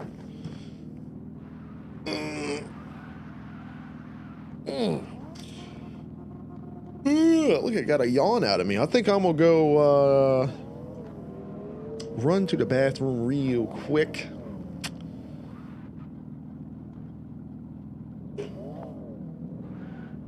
Headphones over here acting all wonky. All right, I'm gonna go run to the bathroom real quick, and I do have, yeah, I got a water bottle over here, so I'm good to go on that. So I will be right back in just a second. I think we're going. Let's fire up a little bit of music since we're just chilling here. What the hell?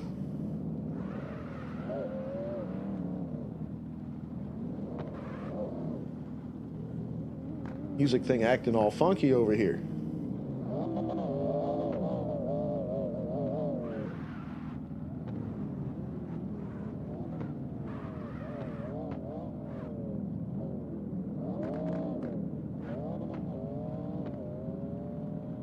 There's the song. All right, we'll listen. Uh-oh, I can't hear it. Can y'all hear the music? No, it would appear the music is not coming. Is the music coming through Discord? It looks like the music is coming through Discord, so the only place that can hear it is Discord right now. Why can we not hear it?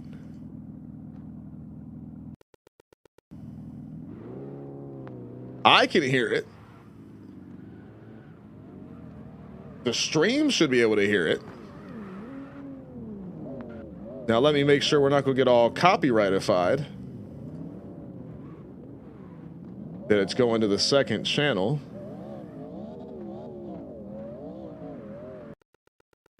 I think we're good. Song rips, dude.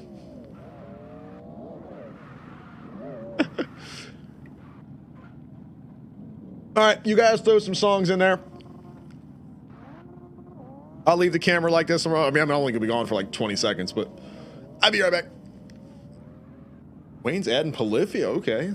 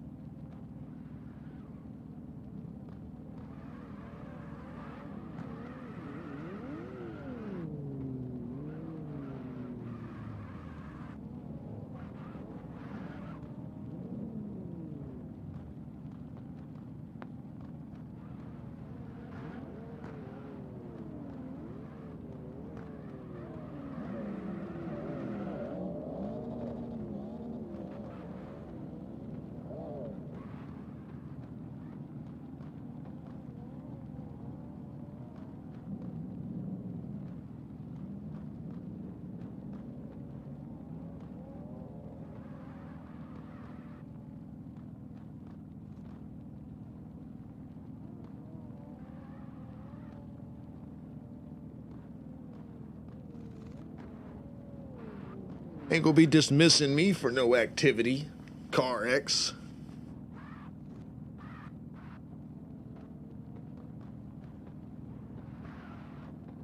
Damn, y'all just dove in on. We got DJ Wayne, DJ Akuza, and DJ Malte in here. Rocking a little Polyphia action. You can't go wrong with that.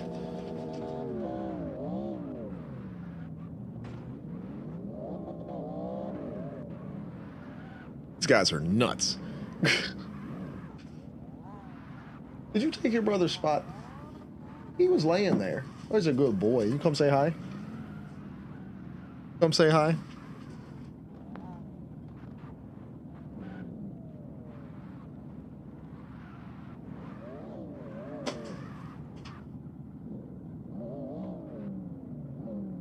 You get your spot back, buddy.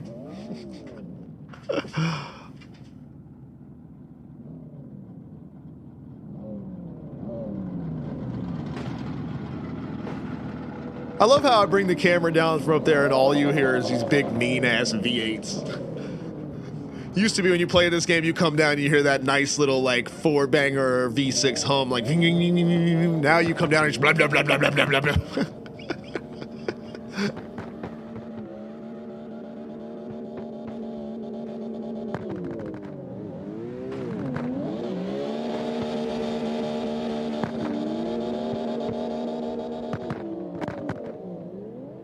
The reverse entry. Look at that little contact there. Still holding on. Slow, what's up, dude? Where you been, man?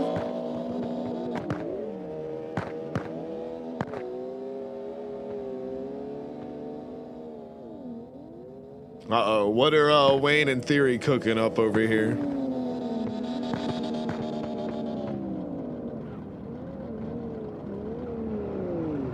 Uh-oh. They're about to run the line backwards. Slow working 70 to 80 hours a week, bro. I lived that life for a short period of time, but it is not easy. Hopefully you are getting the compensation you deserve for that, and hopefully it's gonna be worth it. Ain't nothing wrong with working hard and putting in all that time if it's for something that is going to benefit you. Why is somebody over here getting in the middle of like two guys tandem run? Like that's a great way to get yourself sent up out of here.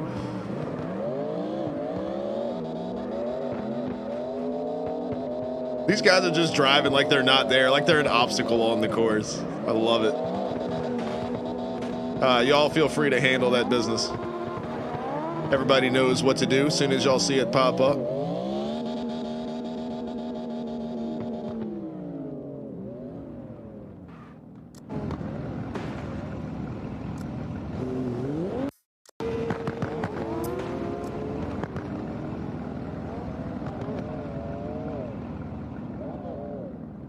There you go, Slow. Hell yeah, man. Well, I mean, if you don't mind talking about it on the stream, what are you doing for, I'm sure, I think you told me before, but, what are you, doing for 70 to 80 hours a week? Because it's like, if you're working on like an offshore oil platform, that's quite a bit different than, you know, being like a online shoe salesman or something like that. Not now, either way, 70 to 80 hours of work a week is still absolutely insane, but I'm just wondering if you're like literally killing yourself over it or if you're just really putting in the time. Shop laborer job and a toasted sub. I got you. Okay, see, that's not easy though.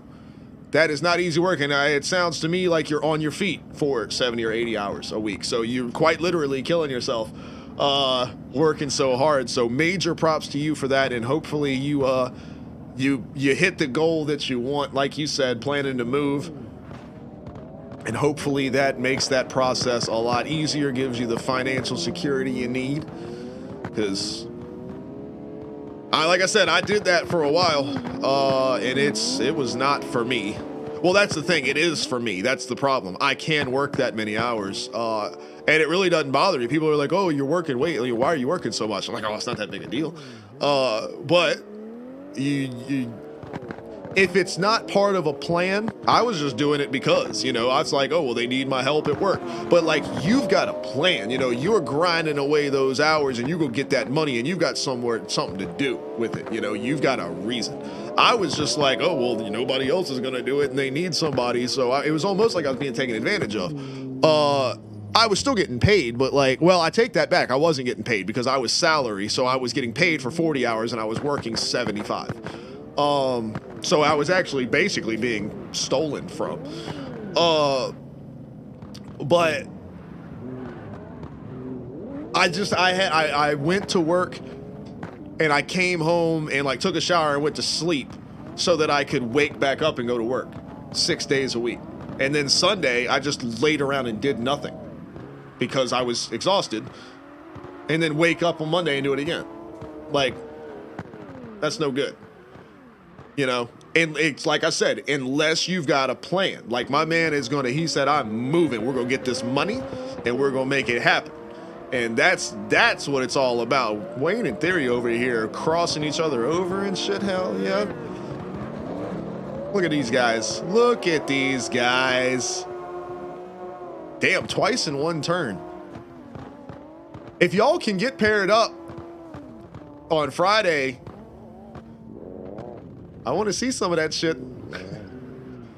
But don't fuck it up, because I will clown on your ass on commentary if y'all try to pass each other, because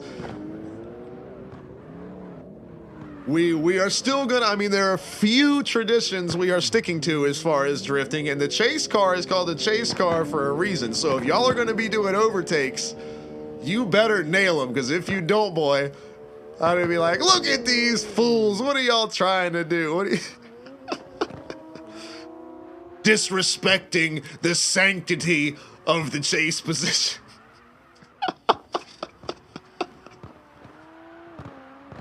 Nah, I want to see, I mean, throw it, man. If y'all got it, throw it. Look at this guy over here in the dirt. I made one comment one time. Well, I've actually said it a lot, but I was talking about how, like, if you could put that car in the dirt and hold on to it, and Wayne has started just, like, four-wheeling through the dirt.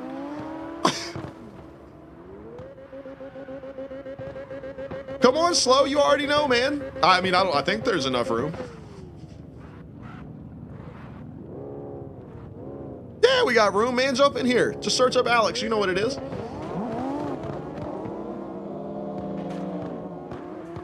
Yakuza's right. If the lead car goes and screws up, chase car can feel free to go around him. But like I said, if two guys, if you have like Wayne and Theory, for example, get together and they have a run, I mean, like we talked about earlier, we basically have accepted the fact that we are putting on a show and that the votes are, it's a popularity contest. So Wayne and Theory both know if they get together and run, they both have their fans. People are going to vote for Wayne that are going to vote for Wayne. People are going to vote for Theory that are going to vote for Theory. I mean, short of like them just blowing the first turn and not finishing the run, those people are probably going to vote for them no matter what. So they both know that too. So why not go out and have fun with it? But not just anybody can do that, you know? But that's part of the event too, is knowing when you can do something like that. If you're going to throw a 360 in qualifying, sometimes, you know, with somebody new, you could do that and the people watching will be like, oh, wow, look at, you know, they're really showing off. They're, you know, got their car under control. This guy's brand new and he's throwing 360s in qualifying. Or some people might be like, who the fuck is this new guy and why does he think he can just drop some 360s and get our votes? You never know. That's the beauty of the fan vote system, is you never know what the crowd's gonna be feeling. So it's it's such a unique element to what to the whole thing. OG, what's up? What do you mean you wish you can join? Exclamation point slide style. It's just a click away, baby. Just a click away. Fill out that sign up form and then boom, Friday you are in here making a qualifying run. Next thing you know, wha-bam, you're in there. Xbox, PlayStation, PC, hell, Nintendo Switch. Actually, I don't think Switch has got the latest update yet, so maybe not Nintendo Switch yet. But either way, we don't care, man. Get yourself in here. who's sitting backwards on the starting line?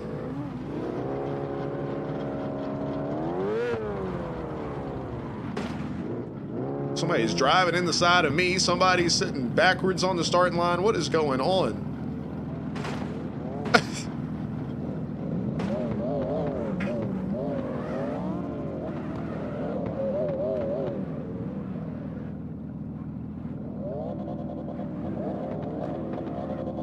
I thought that voice was familiar, Wayne. Because you know it's a Polyphia song when you're listening to it, like it's got that sound. So I was like, this is a Polyphia song, but why do I know that voice? And I was listening, I was like, I know, why do I know that voice? And I look over and it's Chino Moreno from Deftones, for those that don't know. I was like, that's actually a really good, like, he fits really well with their, with what they do. I love his voice. And he's one of those guys that's like, don't take this the wrong way, not necessarily, like traditionally not a good singer. As far as like, well, we just listened to, we had Whitney Houston on a second ago, like, or like Hero was talking about, I think, said this is the music right here. This is the pinnacle. I mean, you've got people like that are just like, just in their soul, just born and bred singers, like Chester Bennington. They sing. That is, they do. And like Chino is not that guy. Like if you just listen to him singing like a cappella or whatever, you'd be like, sounds like your Uncle Jim trying to sing a song. You know what I mean? But when you put his voice over something like this or like the Deftones, oh my God, it's perfect.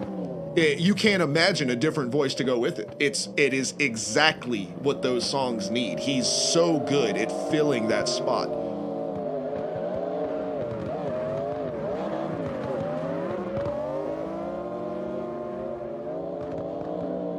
Ooh.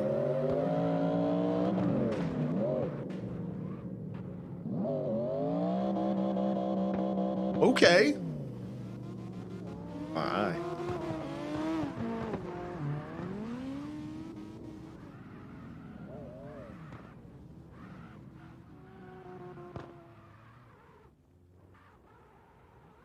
Okay.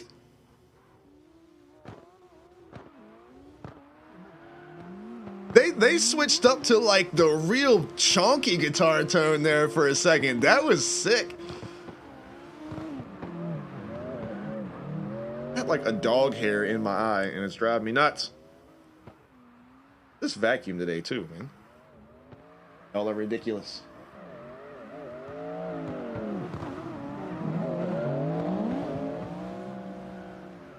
Hero, I wish we could play Car X on PSP, man. How sick would that be? PSPs were so awesome. They're ahead of their time, man. People weren't ready for a Switch yet back then. Now everybody's got one. I'm surprised PlayStation hasn't tried to like relaunch the PS Vita just with like new stuff. Because those things were sick. They just shit the bed on like the marketing and the game development for it.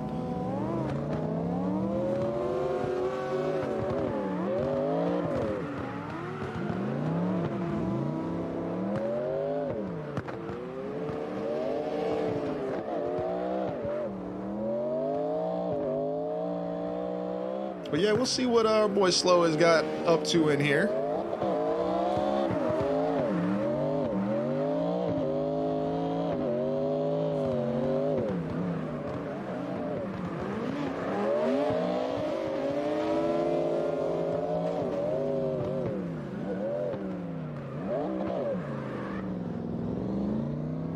Oh, here goes Wayne. Let me do the damn.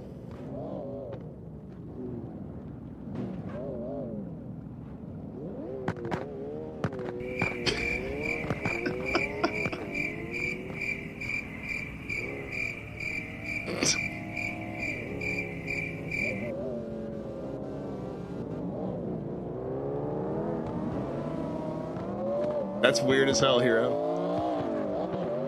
Oh, you didn't know? Well, your ass better call somebody.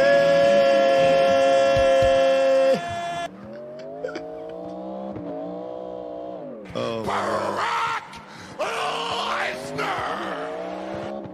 Yo, your ass better call Brock Lesnar, though. That would be something right there. Road Dogg said, you better call somebody. And whoever it is like, oh, I called somebody, bro. Don't you worry. I called somebody, and you hear Brock's music drop. You're just like, ah! Or Kane, the fire hits. Oh, I called somebody.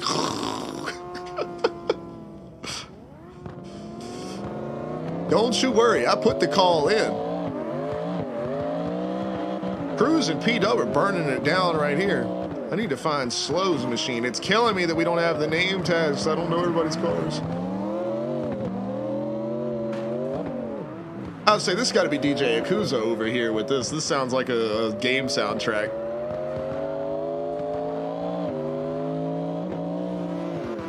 I still got to check out that Trail Out game. I saw on Discord where you said you had already basically finished it. It's pretty quick. By finish it, do you mean you went through like their career mode and like finished the final race, or like what is finishing it entail?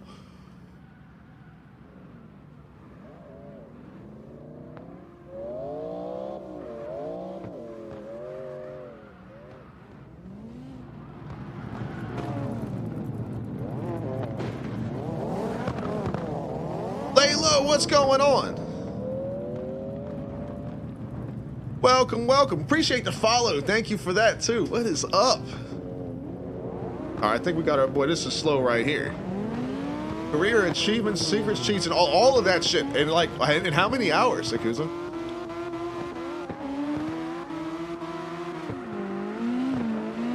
Woo! Your boy getting some angle out of this thing. Ah, but that wall, man, I'm telling you, these guardrails will reach out and grab you.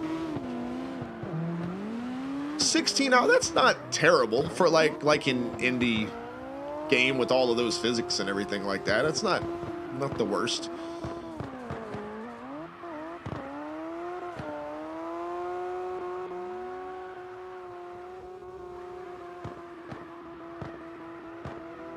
Only 4 guys? Holy crap. Well, that game looks damn good for 4 guys. I really do wish Wreckfest had more of those features from the Flat Out games. I mean, I'm glad that they went more heavily on the driving physics and some car customization and some of that stuff, but I don't know. I do wish they still had, you know, the bowling with your driver, you know, shooting him out the windshield and all that kind of shit, like they did from the old games. But I also think they were trying to get away from like the violence-ish aspect of it as well. Well, I say that, but when you're driving the like tractor or whatever, your driver can get thrown off. So I don't know why they wouldn't have you fly out the windshield.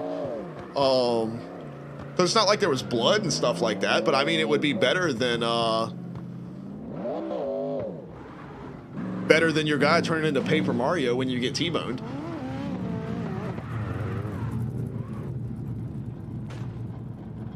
Hell, dude, Hero, it's so awesome, dude. And you crushed the Twitch logo. Like, obviously, I'm really excited that you put my name on your car. That's so awesome. But, like, the Twitch logo looks legit. Like, it's exact. Like, it's not even a representation of the Twitch logo. You're, like, pixel perfect. Like, you even nailed, like, the angular part of, like, the drop, like, the way that they did that, this top. Well, here, I can put my mouse on it. Duh. Maybe not. No mouse? No. I can't put my mouse on it. But, like, the top angle part, here, we'll do this. Like, this, like, the way that that's all shaped, you nailed it. Like, I'm super impressed with it.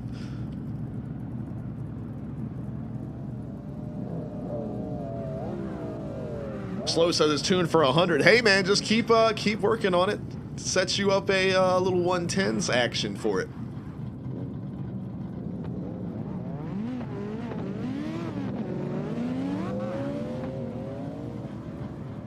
You know how I was saying earlier, I could hear myself in my headphones, which is how it's supposed to work. Yeah, it's at some point it turned itself off because I can't anymore, and I feel like I'm yelling again.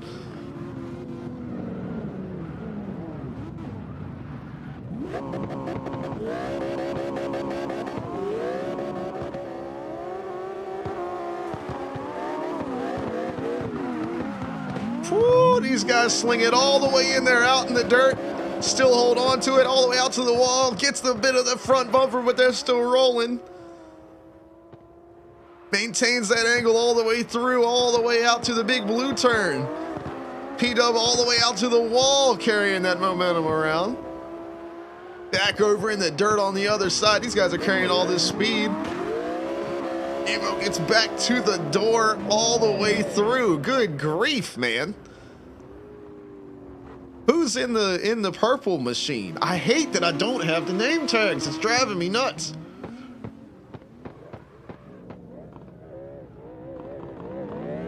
Oh, that's Damien. I was gonna say, because I know that's one of our guys. I just don't know who.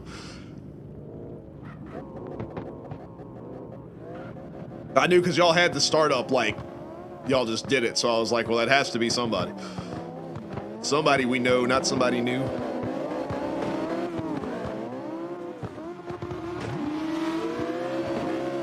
Hell yeah, hero. Let them know, man. Tell them come hang out. Look, P-Dub all over the bumper. Oh, no.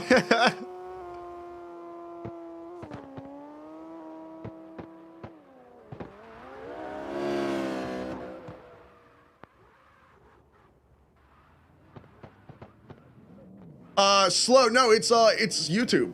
So it's built into my chat bot thing. Basically, it takes the request in, you do the exclamation point SR, and it basically just literally searches YouTube for what you put in and grabs the first video, and then it plays that. I can actually see the video. So it's usually best if you do like I'm trying to think of a song. Like if you were gonna do like Michael Jackson Thriller, it would be best if you did the exclamation point SR Michael Jackson Thriller lyrics. Would probably be best to avoid, like, because you know sometimes music videos have like skits and stuff in them and all that. Like it would probably just be better to do like the lyrics search or whatever and then get it that way.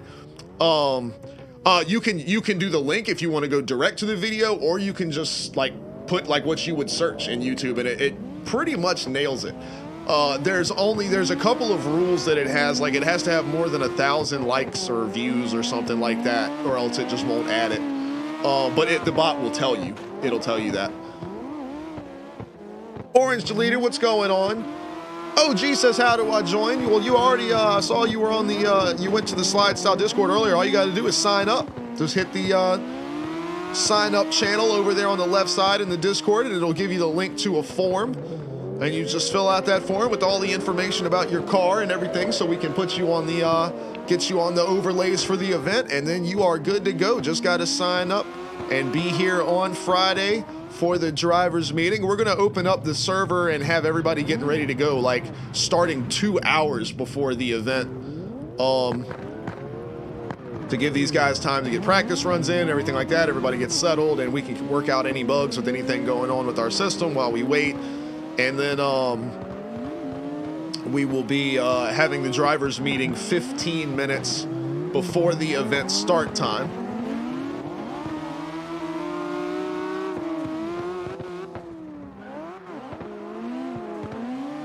Laylo with the follow. I don't know if I said thanks for the follow earlier. I look over, I see Yo Kevs with the follow too. I appreciate you guys, but I don't know if I already said, but even if I did already say, thank you guys for the follow. I appreciate y'all. Wayne's over here like in the club, man.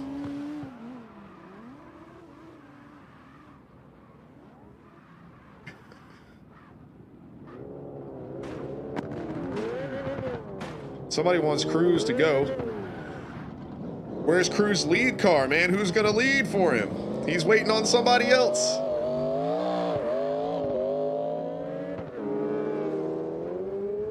Uh-oh, Slow said he's gonna go make some adjustments and he's gonna return. That's what we love to see. Do you need to go out, buddy? Is that, yeah. All right, let me stick the camera way up in the air.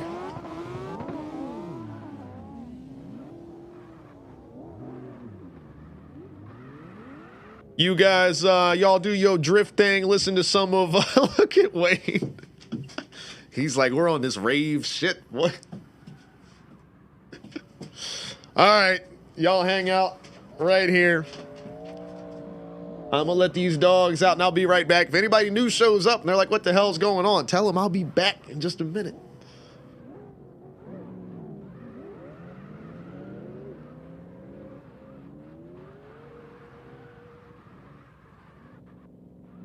All right, let's go potty, boys. Ugh. Come on. Outside. Outside. Outside.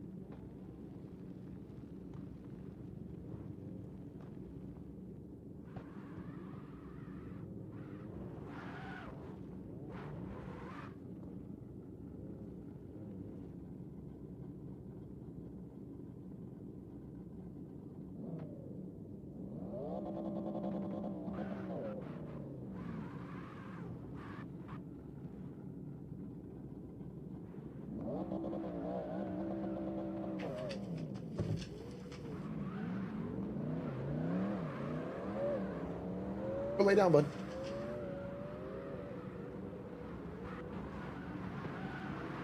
All right. Hey, go lay down. Go lay down, dude. Stop being crazy. No, this is not the room to be crazy in. Either go lay down or go somewhere else. Go. Crazy. Good boy. All right. Catch back up on the old chat over here. Ugly cars? Ain't no ugly cars around here, man. I've only seen sexy cars all night. But yep, everything you need to know is in the SLIDESTYLE Discord over there. These guys got you the link. Mom's here. Perfect timing. I was just letting the dogs out for a minute.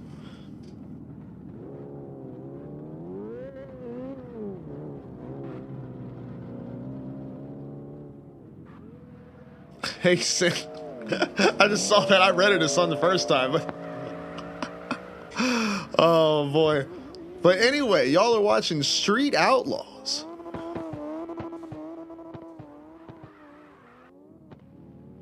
I wanted to call you back the other day, but like my schedule has been so backwards, and then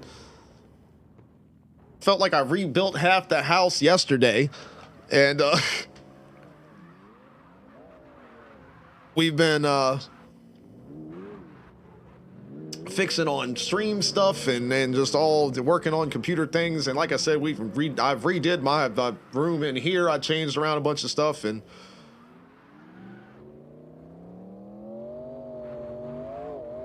sleep schedule is all backwards.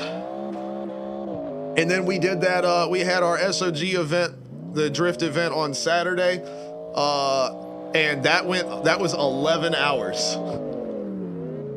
So that happened too. So yeah, I like slept and then like did that and then went back to sleep and didn't wake up until like the middle of the day Sunday, and then spent all day, like I said, felt like I was rebuilding the house. We were just cleaning and vacuuming and organizing and just all this stuff, and went to the store. And yeah, it's just it was been a whole thing. But we are getting prepared. We're doing our drift thing pretty much all week, but we are got Slide Style coming on Friday.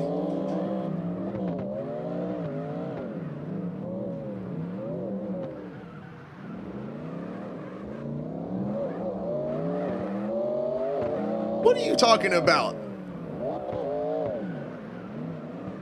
I did what I needed to do. Well, until y'all got me a good vacuum, I would do my vacuum, and you'd come home and then be like, you didn't vacuum the floor. And I'd be like, your vacuum sucks. And you'd be like, that's the point. And I'd be like, well, no, it doesn't suck, but I need it to. Boy, y'all, we got a good vacuum. We finally, I'd been telling my mom for a long time that the vacuum was no good, and I could vacuum the whole floor for 3 hours and it would look the same. It wasn't doing what it was supposed to do. It barely pull anything up. Finally, they were like, all right, we'll get a vacuum. And we went, they even let me, they were like, what vacuum do you want? Because that's your chore. So what vacuum do you want? And we got, it was when Dyson vacuums were like the new big thing or whatever. And it was like, all right, we're going to spend all this money on a vacuum. You better vacuum the damn house. Like you get it right. Boy, we got that vacuum home and started and ran it. And it filled that thing up in like 10 seconds. It was like, whoop. And it was like, now we're cooking. Now we're cooking.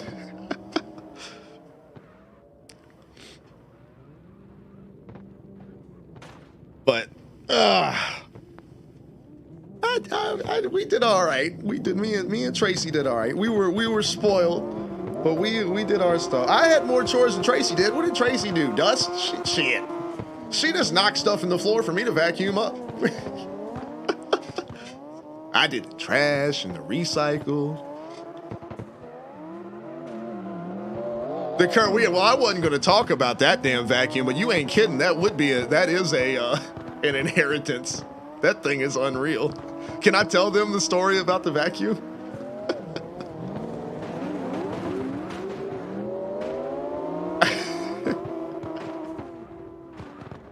All right, let me catch back up on the chat, and then I'll give the vacuum story. Ends over. What's going on? Says, can I join? Yeah, man. Just search up Alex on the U.S. servers. We are hanging out, my friend. Is this still the same song? No, this is a different song. I was gonna say, good Lord.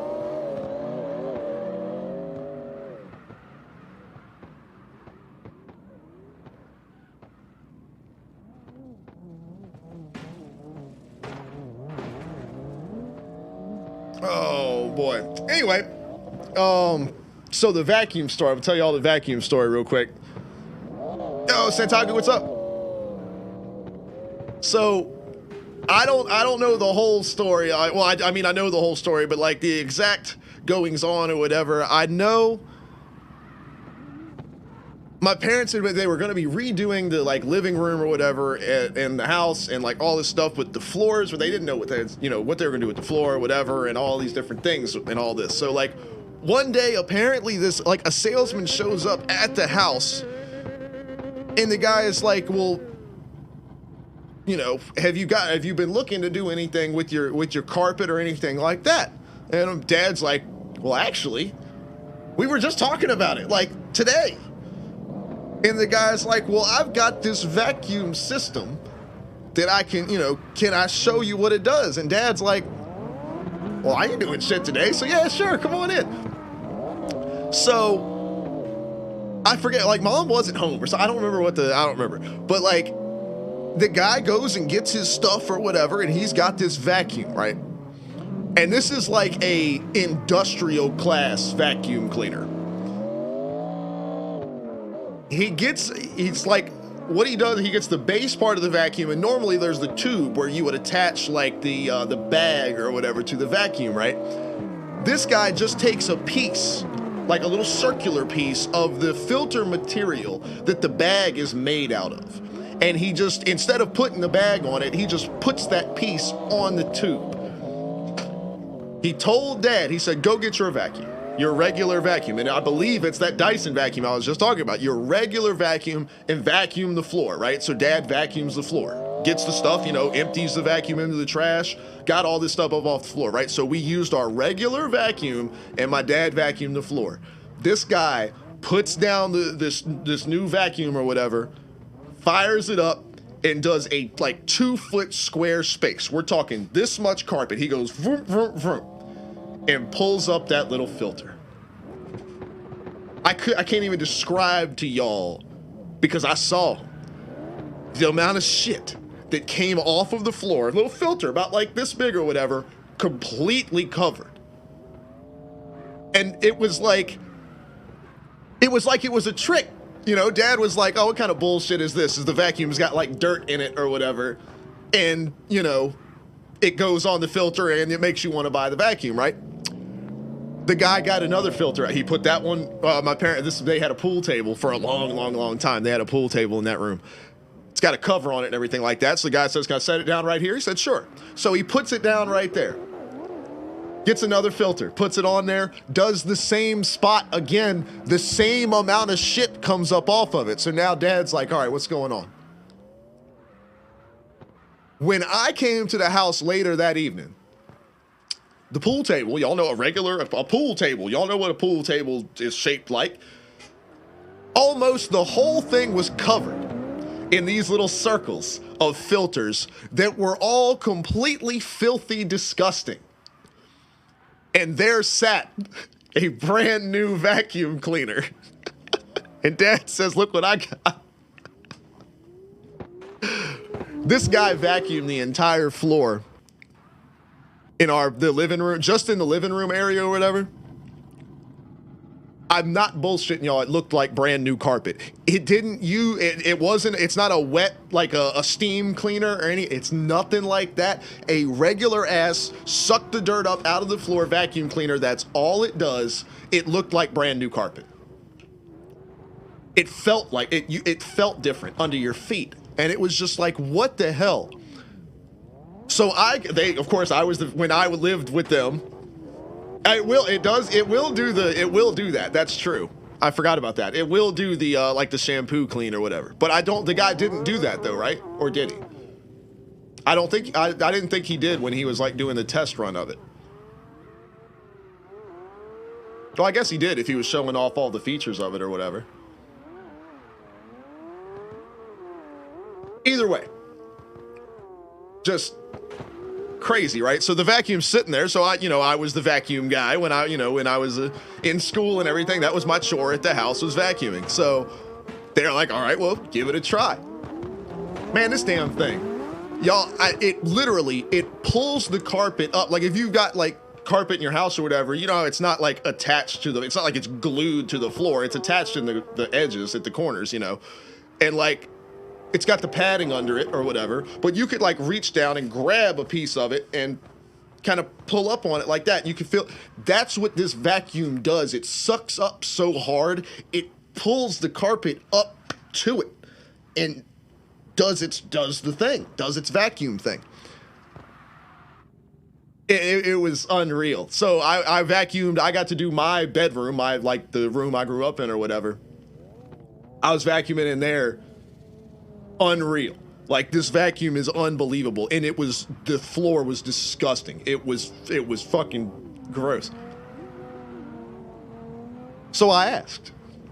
I said, so this guy came to the house, came in, showed you all this stuff, and it just so happens the vacuum, you know, our other vacuum wasn't doing so great. This guy proved it on the spot and sold my parents this badass, like I said, this is like an industrial strength, like top of the line vacuum. It's a Kirby. The brand is called Kirby, if you want to look it up. Kirby. So I was like, well, he came to the house. These people have door-to-door salesmen. This isn't a Dyson vacuum that you get at Walmart. They've got salesmen. How much was this vacuum? And Dad says,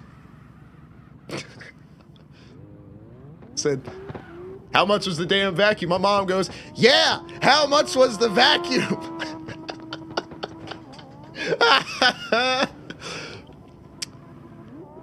I'll just tell y'all, it was four digits how much this vacuum cost. And I'm sure all of y'all, when I said that, went, what? More than $1,000 vacuum? What the fuck? The vacuum is so good. When my dad said that, I wasn't even mad. I was like, well, it's worth it, right? This thing is unbelievable. But just like Mom said right there. Surprise, motherfucker. Exactly. That's what it was. That guy came in the door with the vacuum, like, surprise.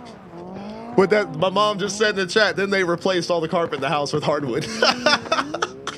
So my parents have this, like, super crazy top of the line badass vacuum in, like, only one or two rooms that they can do it in. Oh, man. So that vacuum is gonna be, that's my inheritance, apparently, in a long, long time. But that's...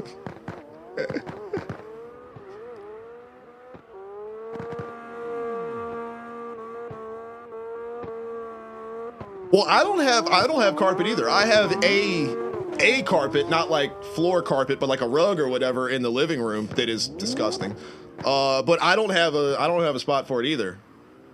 And neither does Tracy. What the hell are we gonna do with this vacuum? We have the world's greatest vacuum and no fucking carpet.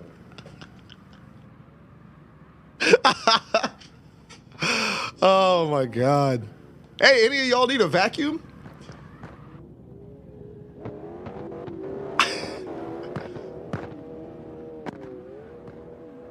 The thing weighs a ton. Y'all wouldn't, but Mom said rent it out. I'm not kidding y'all, we could. Like, it's that legit. This thing is unbelievable.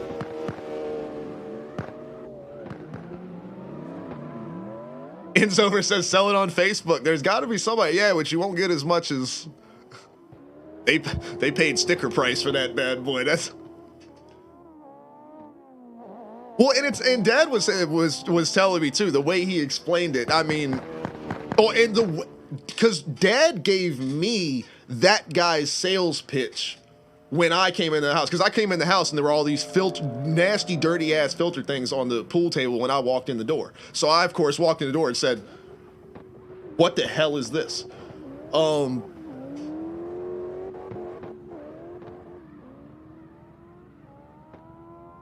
What is, all right, here, I'm gonna turn the music. I keep trying to talk, and then there's like, when it's like a rock song or something or a pop song in the background, it's easy to talk over. But when it's like rap and it's people like speaking and I'm speaking, and it's like drive me nuts.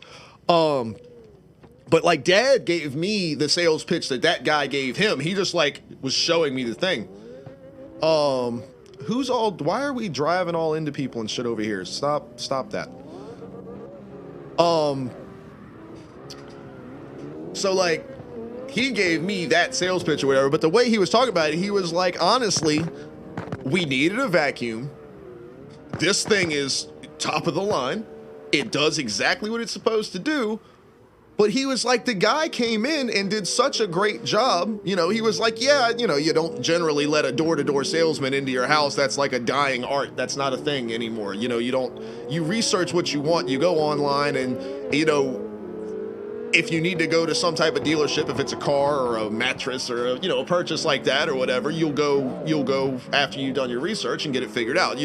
Somebody doesn't come to your house anymore, you know, so it's kind of an old school thing and it's not really the thing anymore. He said this guy came and did such a good job, not only selling it, but like he demoed the product and vacuumed the damn living room, you know, like. He was like, I was willing to pay the price not only for the quality of the product, but to give this guy his props for like how great of a job he did, you know? And I didn't even get to meet the sales guy. Dad is the one that gave me the sales pitch, and I was impressed as a motherfucker. Hey, y'all see this vote? Hit the vote real quick for me. Or, nope, it already fucked up. God, I wish they would fix that shit. All right, well, next time that vote comes up, y'all hit that real quick if you can.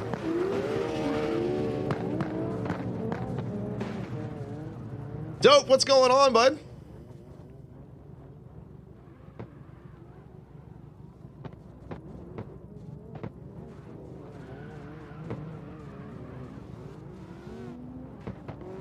Are y'all talking about door-to-door salesmen? Wayne, y'all don't have door-to-door salespeople? Selling y'all $2,000 vacuums and shit over there?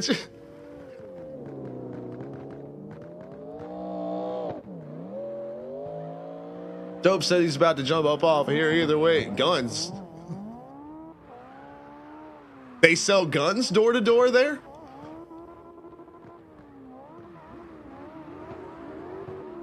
I'm picturing like y'all seen Aladdin or whatever, but like where the guy in Aladdin and he's got like the trench coat and what was he selling? I don't remember what he was selling, but he like opens his trench coat and he's got like stuff. I'm picturing a guy being like, "We've got guns," like Borderlands, but in real life.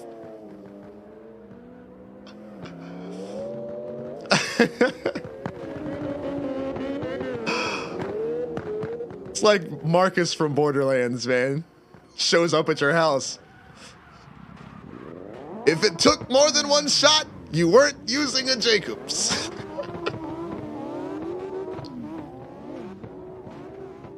Oh, boy. Foxy said he's sneezing his ass. You're not sick, are you, man? All right, Mom. Yeah, y'all go back to your drag. Go back to your drag racing. We love you, too. Miss Charlie is going to be home. She should be on the way. She hasn't texted me. Well, she texted me when she said she was going to be on the way, but usually she sends me another one like when she's headed back from the office. But she'll be headed home in just a bit.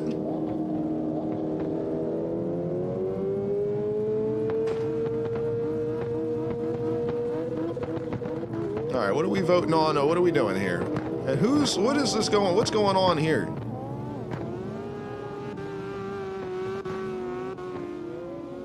We're getting off track here, man. Cool, this is Vlad off auto rifles. I'm assuming what you were saying, Wayne, is people don't go door to door due to the fact that they could be met with a gun upon opening said door. I'm assuming that's what you meant.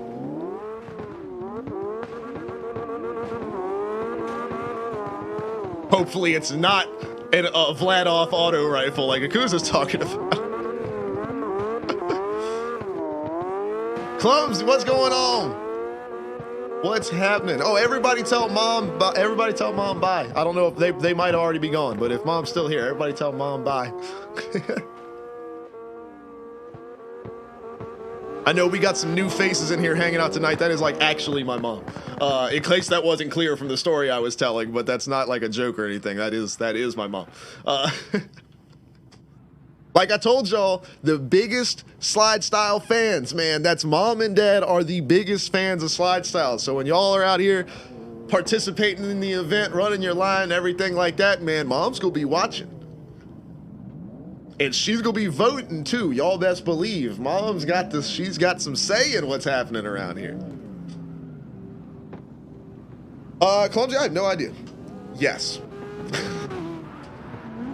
The lobby is full. There are some fools in here that might need to be not in here, though. I can tell you that, because as you see, all of this is going on here.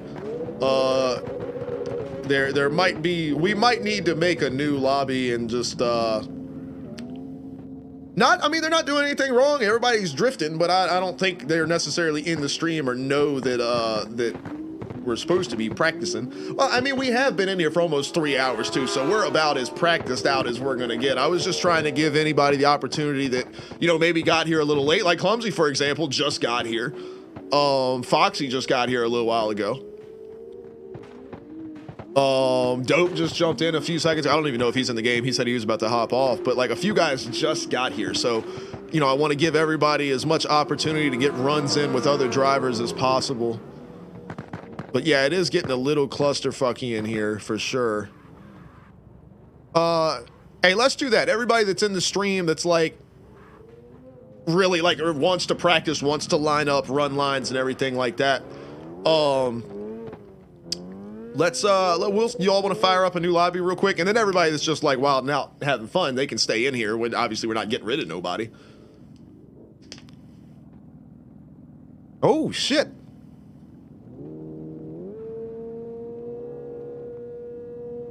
Woo!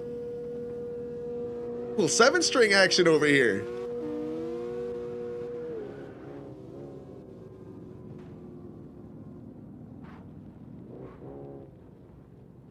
I like this. Who is this?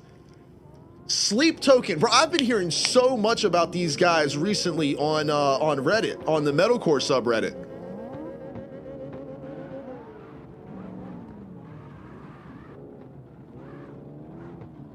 This is dope.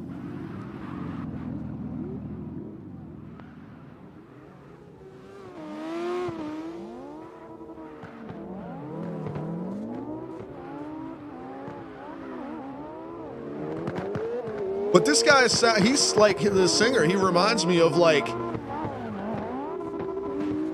Godsmack or Five Finger Death Punch or something like that.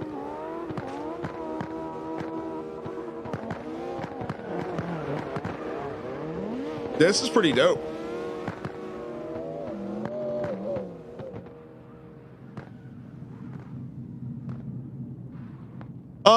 I see what you guys are saying about we don't put passwords on. Hey, there's Nolan. What's up, dude? We generally don't put passwords on the servers just because we want people to be able to just join in and discover what it is we're about and you know, hopefully maybe want to be a part of a SLIDESTYLE event. That's how most everybody here got to be a part of it, so we want to keep that going. But just sometimes things get a little crazy. But usually being locked onto 110s and, you know, we're not on Red Rock or East Hogue usually, so that generally keeps most people away that aren't already interested in actually drifting.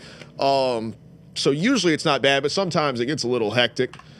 So we'll start up a new one. I think, because it's 9 o'clock now, we've got about an hour and a half-ish. I think, I don't know what I had on the schedule. I wanted to get some Paladins in because we were going to do that last week and ended up not getting around to it. And I would like to jump in on some Paladins with the boys if we can. These guys are fucking, this is sick. Slow, feel free to drop more of their songs in here, dude. More of their songs that you like, because that is, I dig that for sure. All right, we'll make a new room, 110s, yada, yada, yada. Boom.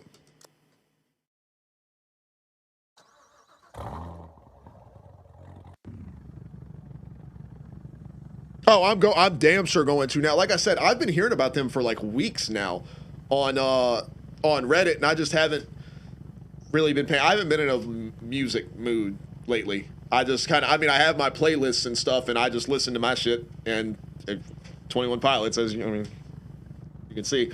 But like I listen to that, and I'm just on my deathcore, my main deathcore playlist, and I just keep that on loop, on shuffle.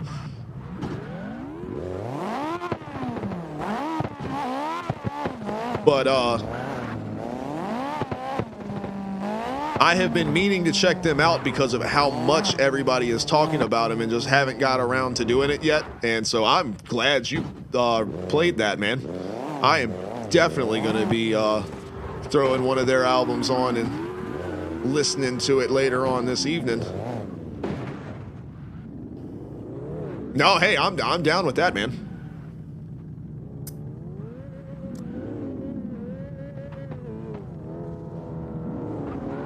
It's like we just talked about, Clumsy, no password, man. Just search up Alex in the US servers. That's what it always is, always, all the time. We don't do passwords. Only time we do passwords is an actual slide style event for obvious reasons, or when we have final practice, like on Wednesday is going to be final practice, and that's only slide style drivers, of course, for that. So we'll have a password for that, and that'll be available to the drivers in the slide style Discord server. And then when we're on West Coast, when we're at Irwindale, we've got to put a password on those just because people come in and do the circle around the outside, and it's a clusterfuck. Those are the only 3 times we do passwords. My man says, check out the banner. Where are you at? The new Kino thing, they have taken the nameplates away on the drone cam. Jay, what's up, dude? What's going on?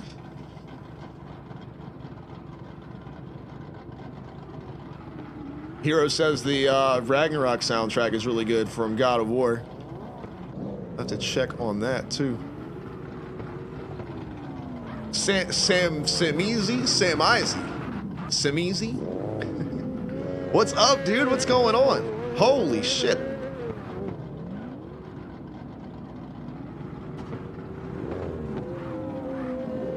I love Heroes. The Heroes windshield banner is so sick, dude.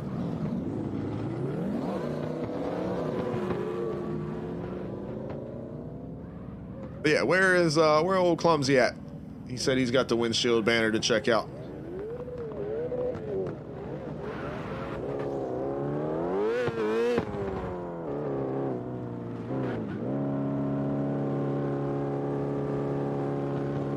There he is.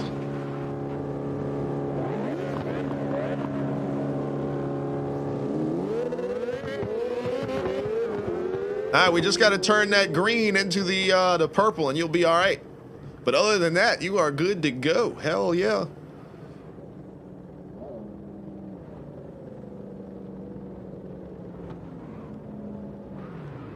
I dig this ride, though, man. We were looking at this thing last week. Looking good, looking good.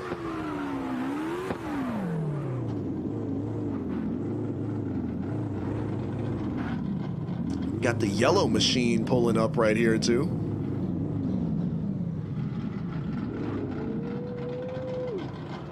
I think Void said this was him earlier. Number 7, I believe so. Yep, based off the same guy.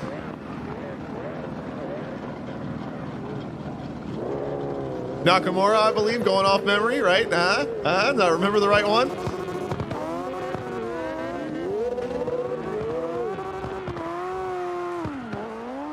Diego Santiago.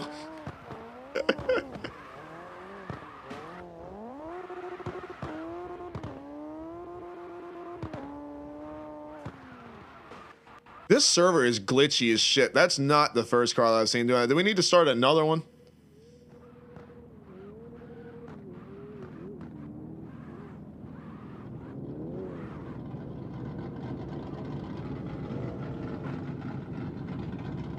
Onion, what's up, dude?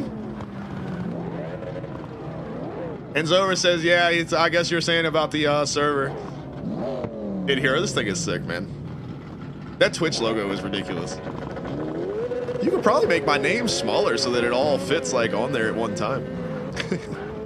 Honestly, you could take my name off of it if you wanted to. This damn Twitch logo looks legit. Bro, you could make a Twitch-sponsored car. You could make, like, the whole livery based off of that, because, like, it's still blowing my mind how exactly perfect you got the logo. Like most of the time, like even with my like OYS logo, like you could tell where I had to make like some concessions because of the way that just like CarX works, and I didn't, you know, I couldn't make it exactly perfect to what my logo is. I just got it as close as I could within the game, right? And like, you didn't do that. You didn't make something that looks like the Twitch logo. I mean, that is freaking spot on, pixel perfect, exactly. It's crazy. Like, the dimensions and everything. You nailed it. That's so awesome.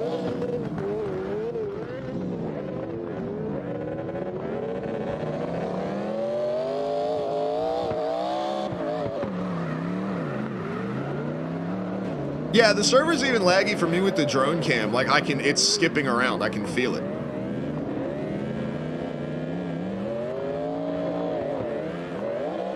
Yeah, this is rough. We might have to fire up a new one. Starkiller, what's going on? That's a badass username. We're about to fire up another new lobby because this one is just... You'd think that most of them are on the same server anyway, but either way, yeah, this thing is weird. Everybody is teleporting around all over the place. This is not a good one.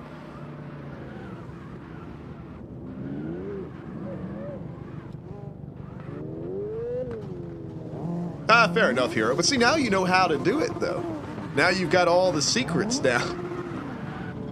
Really, though, you'd only have to make one, like, on the side, like how I did the OYS logo. Like, that would be, like, the main feature of, like, I'm not telling you what to do or anything, but, like, if I was gonna do it, it would be, like, the main feature of, like, the side of the car, and you could mirror it. Like, it's not like the OYS logo to where, like, you can't mirror it, you know?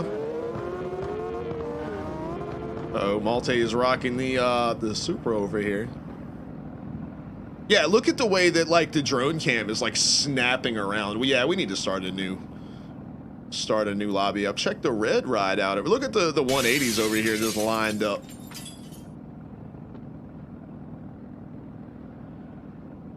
Hold on. Wait a minute. Starkiller with the follow, and then Toe Stepper. What is up with bringing the boys and girls, I guess, I don't know, but bringing the peeps? What's going on? Welcome, everybody. We are chilling in here, listening to some music. We're having practice for Friday's SLIDESTYLE Round 1, the first SLIDESTYLE event of the year, the brand new season. Welcome, everybody. We are about to fire up a new lobby, though, because good grief is this one laggy and choppy as hell. Frosty with the follow, too. Thank you so much. Welcome, everybody. What have y'all been up to, man? Toe Stepper, what's going on, my friend?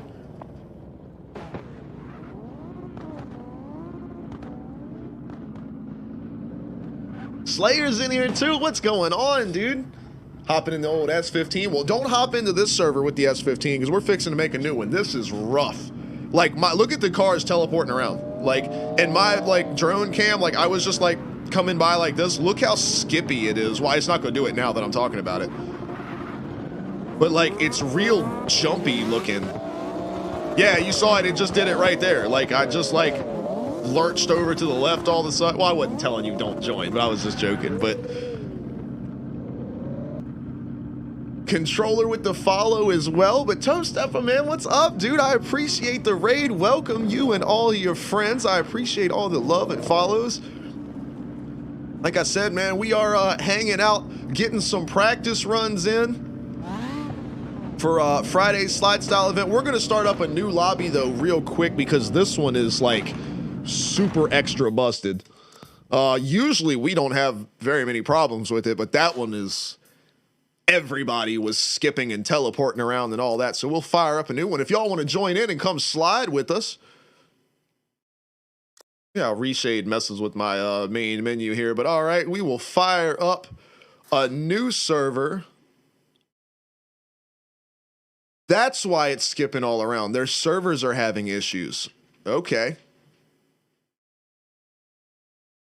Well, that's the one I just made, isn't it?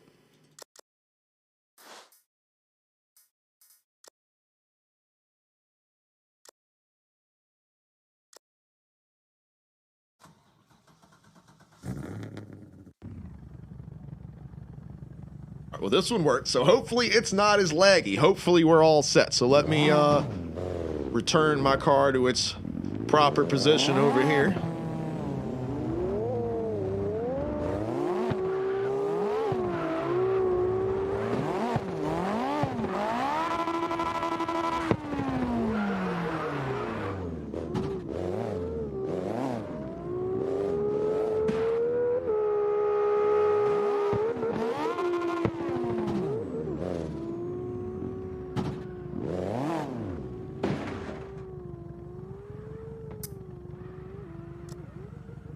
All right, here we go.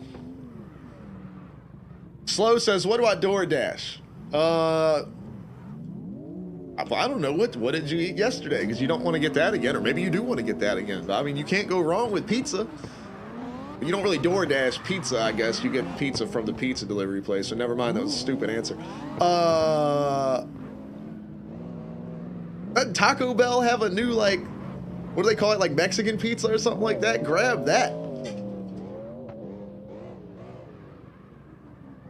Controller Monk, what's going on? Says, what map is that? This, my friend. Oh, and with the follow too. I appreciate you. This is Atron or Atron. Atron Circuit is a real life location recreated in CarX here. And then Frosty, what's going on? Oh, Popeyes would be, yeah, that would be, yeah. I haven't had Popeyes in a minute. And Hover says weed. Depends on where he lives, though.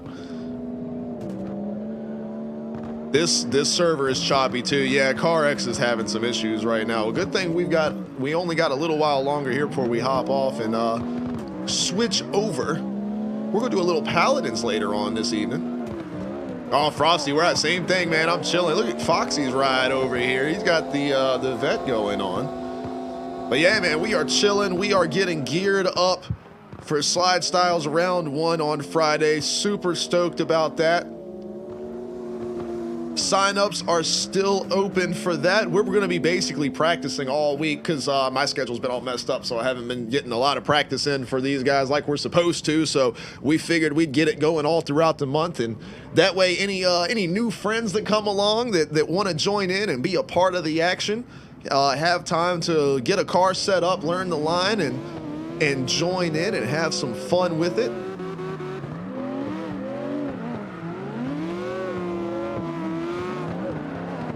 This is a really cool sounding song here, Hero. There's Yogi. Yogi's still hanging out.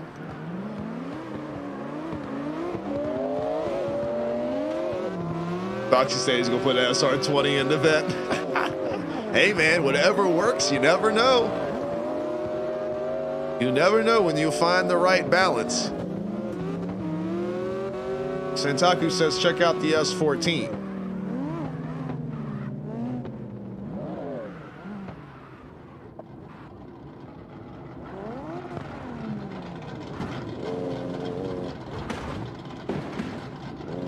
Look at the twins right here. Oh God.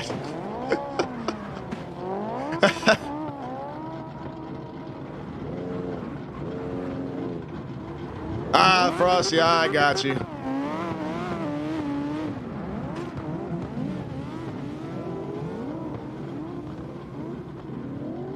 All right, Slow says no pizza, and he's got weed already, so he's fine on that.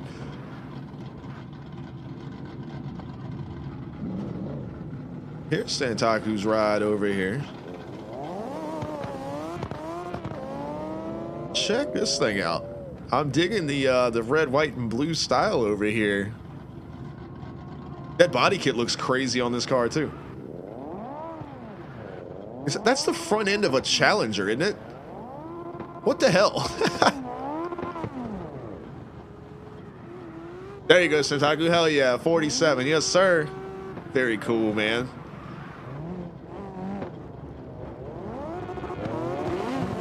Datsun 510 front end. It looks like a... Y'all see what I'm saying, though? How it looks like a Challenger, right?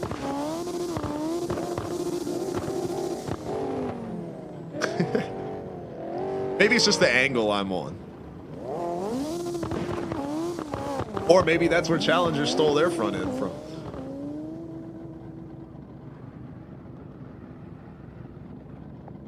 Oh, this is Slow's the 180. Okay, got you. Hell yeah, this thing looks dope, bro. It's killing me that they don't have the name tag, so like when I see a new car or a car I'm not familiar with or whatever, it throws me off. Oh, shit, I didn't see there was a vote. I'm sorry, Malta. I'm over here. That's what I get for texting and driving. I'm over here looking at the chat. Hey, if y'all see a vote come, well, I mean, I know those of you that are new don't know who our regular guys are, but I mean, these cars that you see in the server with the SLIDESTYLE windshield banners, if you see a vote that comes from Hero, Malte, Clumsy, Wayne, any of these guys, man, or Santaku too, if you see a vote that comes from those guys, vote yes on whatever it is. Just vote yes on it as quickly as possible, because those guys know what's up. We don't do the funny haha vote things. Like if we have a vote, it's because somebody needs to be removed. But if you see one of those, vote yes as quick as you can, because this the new bug with the update to Car X. The votes are only available for like 10 seconds, and then they disappear. So until they can get that fixed, you guys got to try to jump on those for us as fast as you can.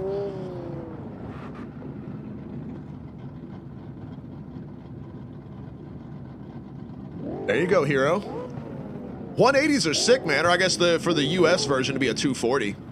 I'm digging this the green, white, black machine right here. This is crazy. Who is this? Hypes, hell yeah.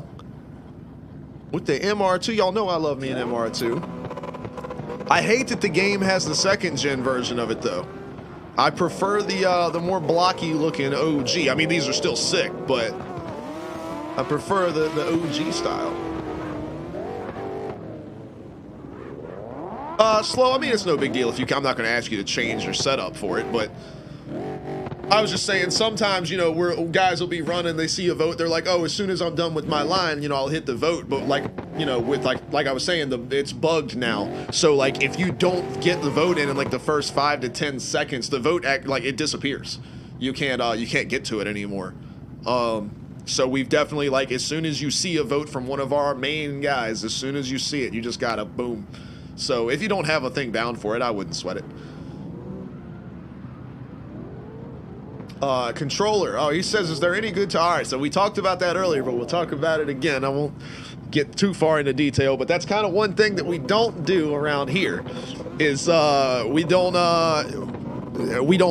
it's not that we're not willing to help other people, but we don't just give out tunes. That's not like pretty much almost everybody I think that drives for like in slide style events and everything like that. I think we're all kind of on the same page. That's part of why we run 110s, because nobody has it. Nobody else has like pre-built tunes or whatever for 110s, but that's not, it doesn't really fit the mold of what we are setting out to do here. So like, eternity later. Exactly. So like, a big part of a slide style event, if you've never seen it, is we lean more towards the freestyle elements of drifting. It's not necessarily, we don't run clipping zones, we don't have decel zones, we don't have judges or anything like that.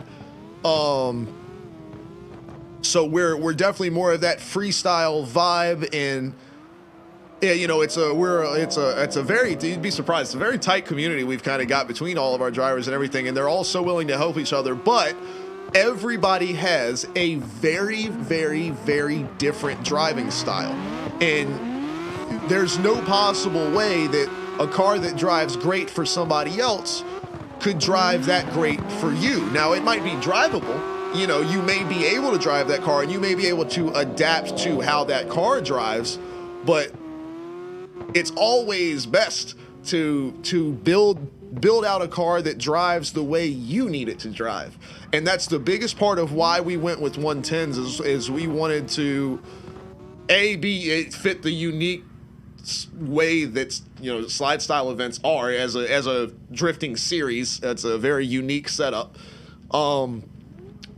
But that was also part of it, is we really didn't, it's not that we want to keep people out. We want everybody to join in and be able to drive with these guys and slide, catch some doors and have fun. We want everybody to join in, but we didn't want anybody to just like go to a Discord, be like, oh, I want a competitive tune for an S15, and then just jump into one of our events and try. No, like, we want them to come to practice and hang out with us and tune and tweak on their car and get it where they want it, and run lines with the winning champion slide style drivers and improve their, you know, their cars, their craft, improve what they do as they go. Like, that's kind of part of what we do. So we are not in the business of just handing out. Now, all of these guys are more than happy to to give any advice, or if you got any questions about any setup stuff or anything like that, man, ask away. These guys are always more than happy to lend a hand with that for sure.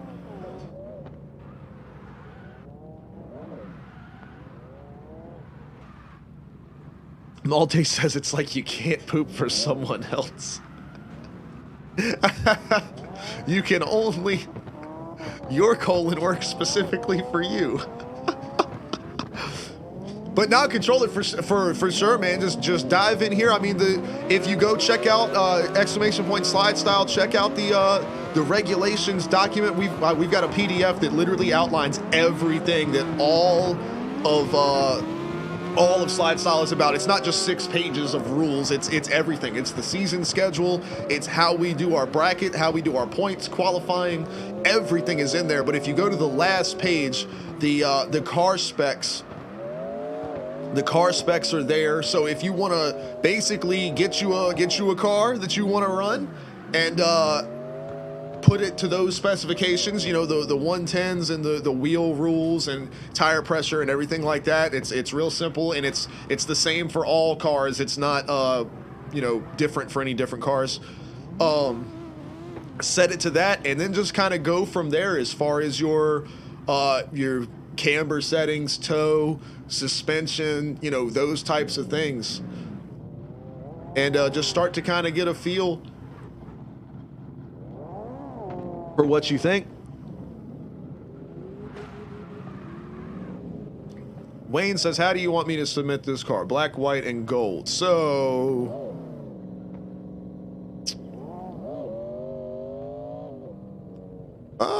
for this one,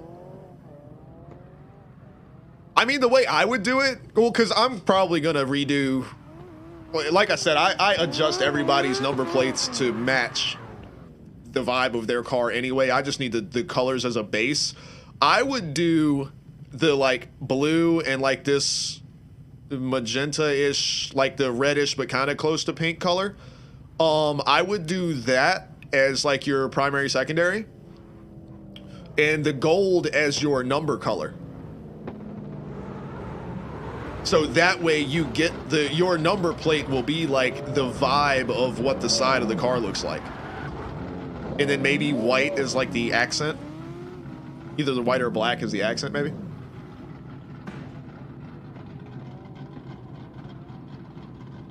But this car has a lot going on, so it's hard. I mean, but think about it. If you just did white and black, and then gold, the background would be the white with the black stripes with the gold number, and it wouldn't really represent what this car looks like, you know what I mean? Oh, like what's on the roof, the colors on the roof.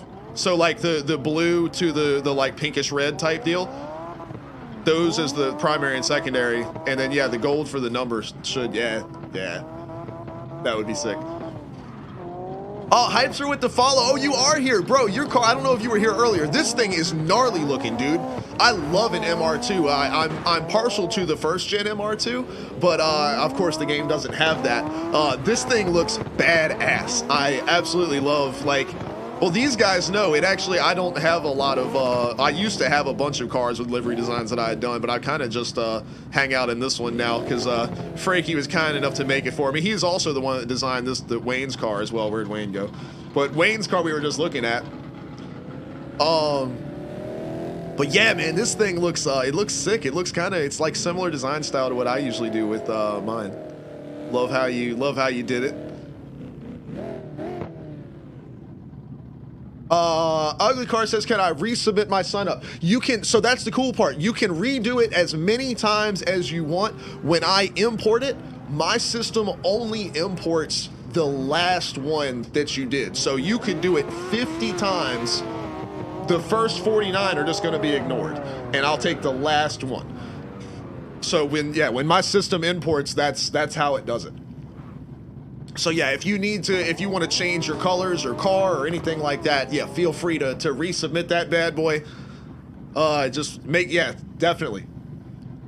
And like I said before, what I try to do is I go back through the practice stream VODs and I look at your cars. So like Wayne is gonna send me, you know, those colors or whatever, but you can see where they're like the metallic. You see how that color changes as I pass over the car with my camera, that red color?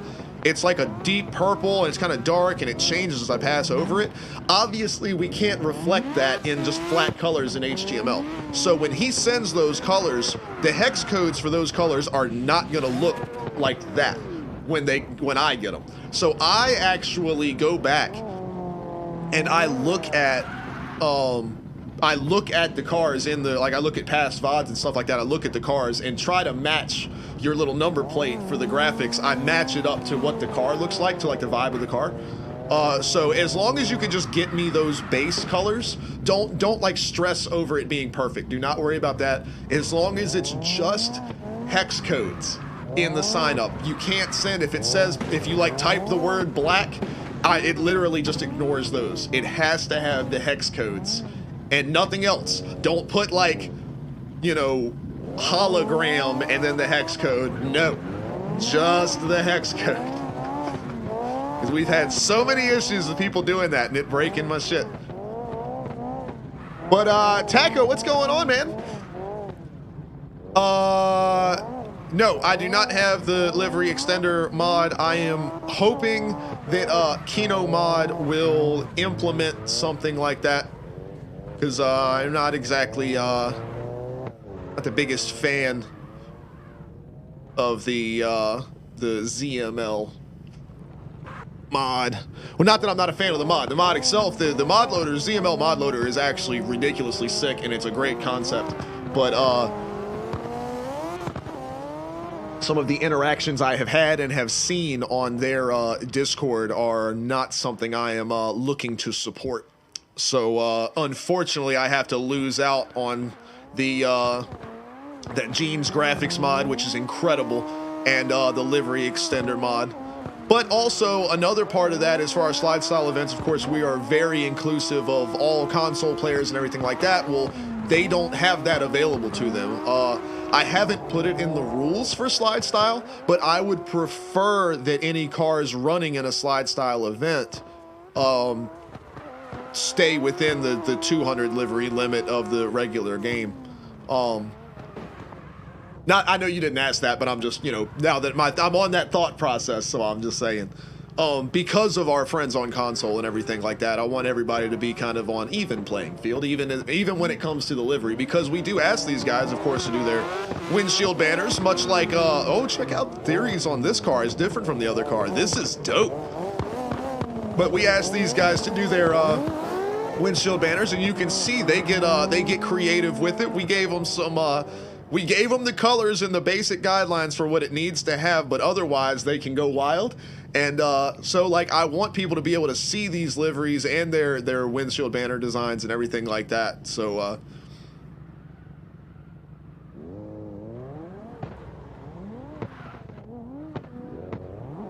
but I'm sorry I can't see your car, man. I'd love to. I'm sure it's badass.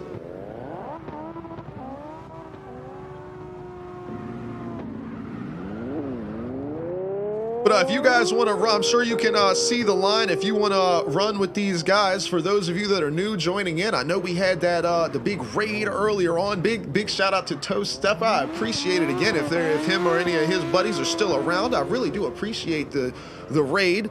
And for those of you that are new, I can let you in on how we do our starting procedure. You can, of course, see it when you go to when you check out the regulations in the Slide Style Discord. Like I said, that document has everything. So not only does it handle the schedule and all the rules and the car stuff and everything, but it also goes over the starting procedure, which these guys will demo for you right here because they are in the voice chat with me. So Malte and Wayne pulling up to the line here. You'll see that the chase car is in the forward position. They move first. And then the lead car, of course, will take over, and look how that puts them both side by side, initiating into the first turn about as perfect as you can. That is how we do our starts. So just as a recap, the chase car is one car length ahead of the lead, and the chase car takes off first. They make the first move because they are the chase car. They know that they're in the second position. They know that they're chasing. So the lead car has to get in front of them somehow, and it eliminates the possibility of the lead car gaining any kind of advantage off the line.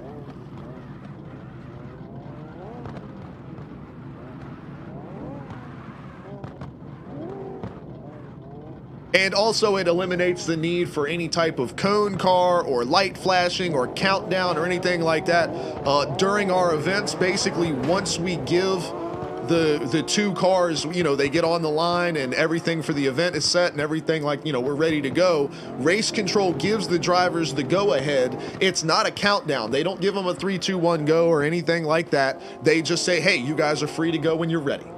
And they can, you know, flash their lights, wiggle their wheels, let each other know they're good to go. And then the chase car is in control of the start. So that's how we do that. And that way it eliminates any weirdness, any jump starts or anything like that. And if the lead car takes off before the chase car is moving, that's going to be a penalty. So that's what we've got going on. Star Killer says this is a great day. I appreciate you, man. Hey, if you're looking through the slide style stuff right now and checking it out, man, I do appreciate it. We worked very hard over the last year. The first season of the event was basically it was like a beta test. It was a demo run. We were figuring it out. We were literally making it up as we went along. Our first event, you see Damien in the server, I'm sure, and in the chat. Damien was the first winner of the first ever slide style event. It was not a slide style event when we did it. We came up with the idea for slide style being a drift series to go on throughout the year after that event was over. It was actually here at Atron. We were running Miatas only. It was Miatas, and it was a tandem comp, and we were running this line over here. And it was fun as hell. And it was like it was organized but disorganized at the same time. We had the bracket written out on like the whiteboard, and it was a whole thing. But it was fun as hell, and we decided to make a whole like series out of it. And so yeah, Damien was the first ever winner. But I mean, we literally were making up the rules and figuring it all out as we went along and changing things here and there, and then we added different things, and I was building on the overlay graphics for the events, and it morphed into something incredible. And I'm so blessed that these guys are all, you know, they come and they practice every week, and they drive and have so much fun, and we've designed and developed these lines, and now coming into this season, it is locked and loaded, man. We are ready to go. We're not making up any more rules, changing things. In the off season, we came up with the rule set. We created all of the lines for the entire season. I made the line graphics. They are set. The schedule is set. The rules are set. Everything is what it's going to be for the whole year. You made a lot of promises to the Macho Man, didn't you? Promises that you didn't keep. We're going to keep these promises to the Macho Man. Yeah, there's going to be no changes made to slide style this season. Yeah, you can promise that to Miss Elizabeth. She's going to hold you to it. Yeah. I love you, bitch. Oh my God. I ain't gonna never stop loving you, bitch. Uh-oh. The Dunkin' Donuts car has arrived. So sick, dude. I love this thing. And check out the mean-ass Fox body, too. Look at these rides right here, man.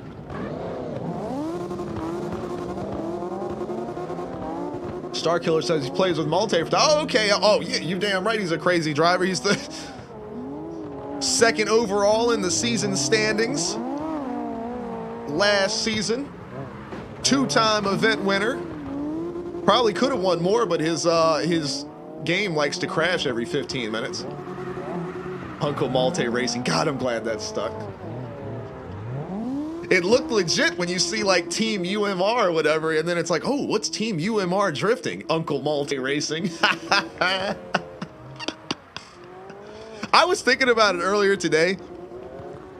Because we were talking, or it was last night when we were messing with the drone settings and the replay settings and everything like that. And these guys were in here, and Damien was saying they should get in the voice chat And Malte was like, I don't, you know, I don't speak the best English or whatever. And I was saying, like, what the hell, man? Well, you type better English than most people that, you know, grew up speaking English do.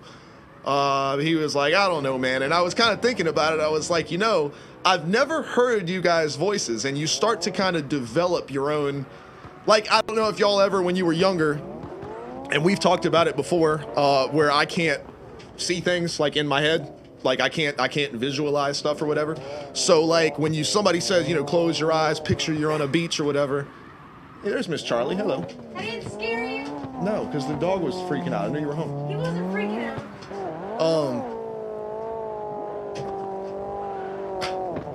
But anyway, so like somebody says, you know, close your eyes, picture you're on a beach or whatever. Apparently people can close their eyes and there's a fucking ocean in front of them. They can see an ocean in front of them. Yeah, I don't have that. I close my eyes, it's black. So like when you read a book, I remember when I was younger, you know, I read a lot in like middle school and stuff like that, like, you know, books, like novels and stuff. So I've read a whole lot. And, Harry Potter, like when that first came out, like I had the original edition paperback or whatever, like right after Harry Potter came out. It was this new big thing or whatever. So I knew in my thought process of what I went by the book's description, of course, or whatever, but like this idea of what Harry Potter would look like and sound like and what his voice would be like and everything. And, you know, you got 3 or 4 books in before the first movie came out. And the people, you know, the movie starts up and these people on my damn screen that's not Harry and Hermione and Ron. I was like, who the hell are these people? And of course now, that's exactly who comes to mind. You know, they absolutely own those roles and they're amazing at it.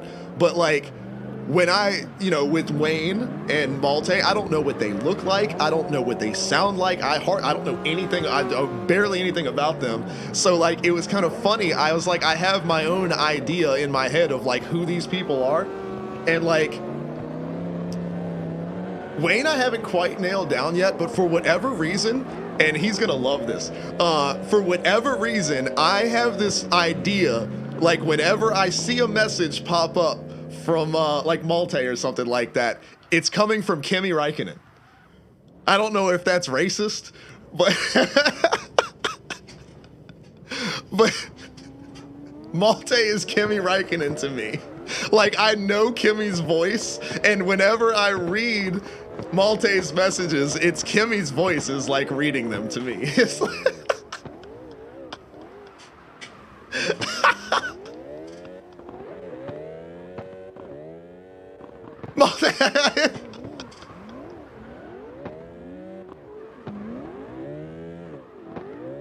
I will note, Kimi Räikkönen is my favorite Formula One driver.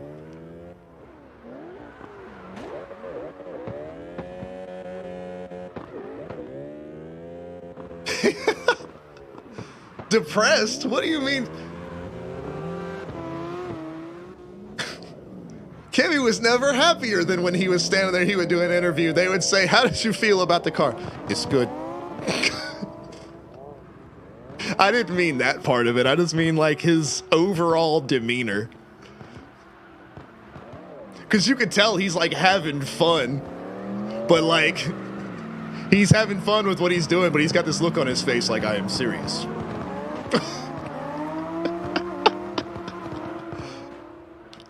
Like I said, I think it's more of a, well, I don't want to say racist, but like, I think it's more of a people from your region of the world. It was like, man, like I didn't do it consciously, but I think my brain subconsciously went to, what people do I know from that region of the planet? And that's what it came up with, and it is stuck. I don't have one for Wayne because I can't pin Wayne down. I can't figure Wayne out. It's more like, it's like a miniature version of me, really, I guess, because Wayne's like my little brother. He'll say shit in the chat like that I'm already thinking before I can say it. He's got it typed out already. Like, so it's almost like Wayne's like like my younger brother or whatever. So he's like a little version of me.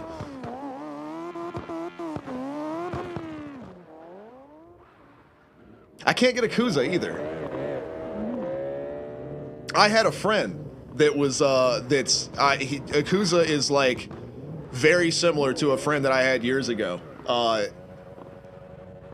As far as like his, because y'all like Akuza is just an encyclopedia. He just knows so much stuff and he retains so much information. Y'all know I forget shit every 15 minutes. But like, well, no, but I'm saying I have no idea what he looks like. And remember, Wayne, we don't even know how old he is.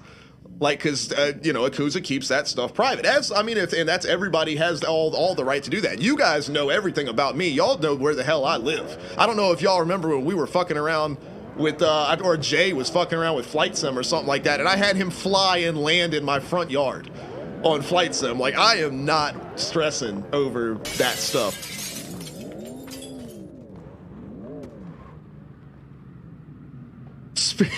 Spirit says, take your chat off, verify. Well, I appreciate the hell out of that. First of all, that's amazing. Thank you. The only thing our chat is you have to have I think you have to have a verified email only if your account is less than a month old. So like if you just created your account like this month, but why haven't you verified your email? Like I said, like I didn't want to. I set it to the least suspect option possible.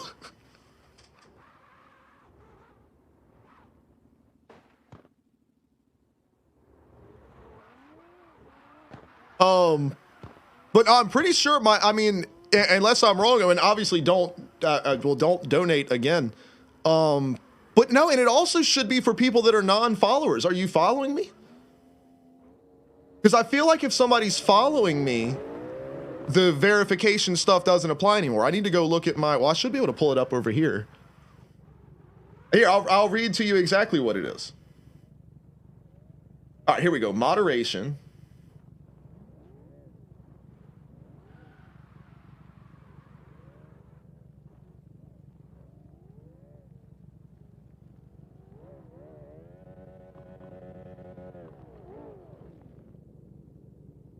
Okay, so all people chatting have to have a verified email. So that way somebody can't just like create a spam Twitch account, not verify their email, and like jump in and put shit in the chat. So everybody has to have a verified email, which I feel is, at least if you're gonna spam my shit, go through the effort of making a fake email and verifying it with Twitch. After that, some chatters must have a verified phone number. Chatters without a verified phone number must have an account older than 1 month. So is your account at least 1 week old? I would be willing to, well shit, you have no way of telling me. I hope your account is more than a week old. I will switch that to 1 week.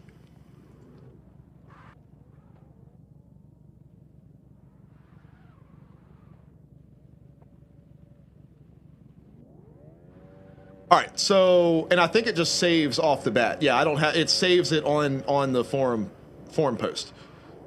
So try now. But otherwise, I mean, just for you know, to prevent as much spam as possible and things like that. I mean, that's like the minimum I can go. But once your account is a week old, you should be, oh man.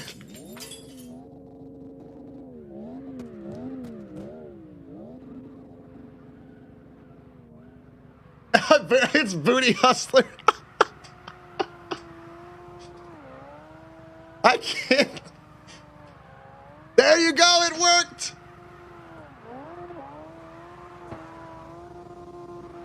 Why did you make an alt account called Spirit Airlines, bro? And thank you so much for the you're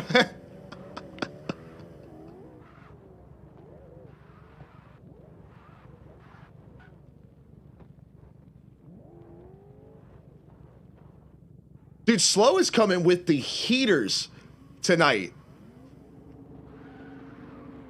Sleep token earlier and now Varials? Come on. Spirit, what's up, bro?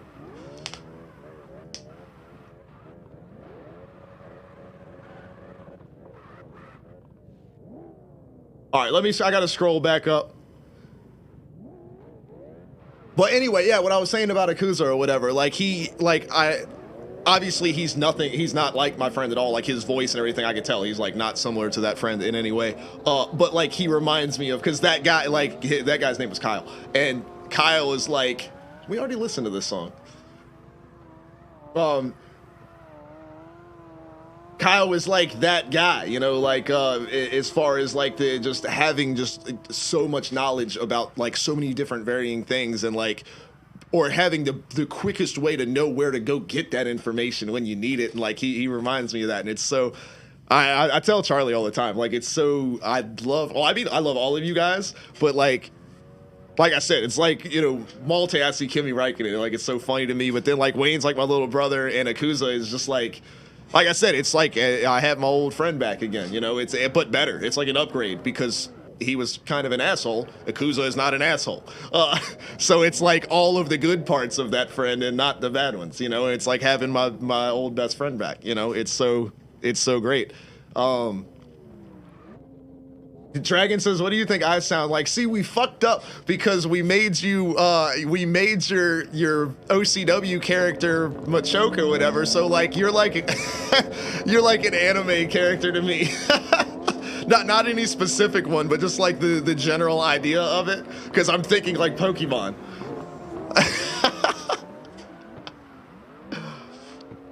Wayne says, when are you flying us out for the first SLIDESTYLE LAN event when we get the kind of sponsorship that'll let us do that type of shit? How sick would that be, though?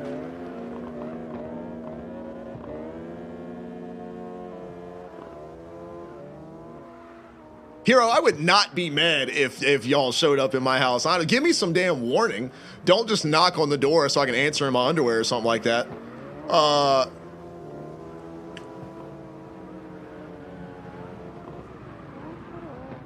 Or answer the door with something, you know, tucked in my waistband, because I don't know who's standing in front of my house. You know what I'm saying? But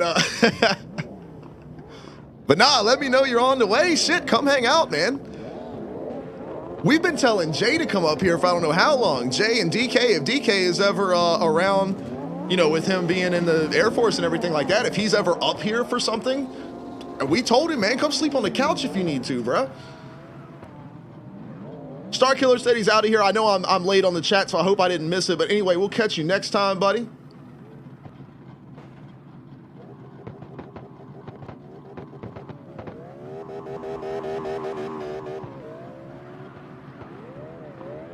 All right, Spirit's in here. Drifter says we got to get jacked. Oh, hang on. We can do that. Wayne said he got me a thumbnail shot for the stream. Hell yeah. All right, I'm catching back up. Dragon says Misty.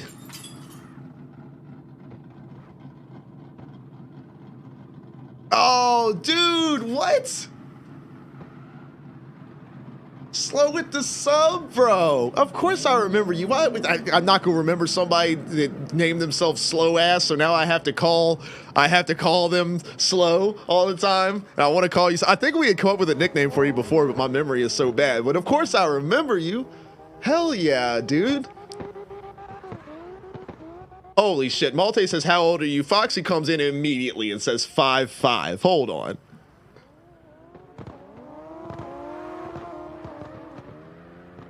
Hell yeah, Hero. Dude, if you're over here, man, come up. Slow, you're awesome, bro. I'm getting there, Wayne. Fuck you. I've caught back up now. Foxy says 5'5". Hold on. Were you talking about you or were you talking about me?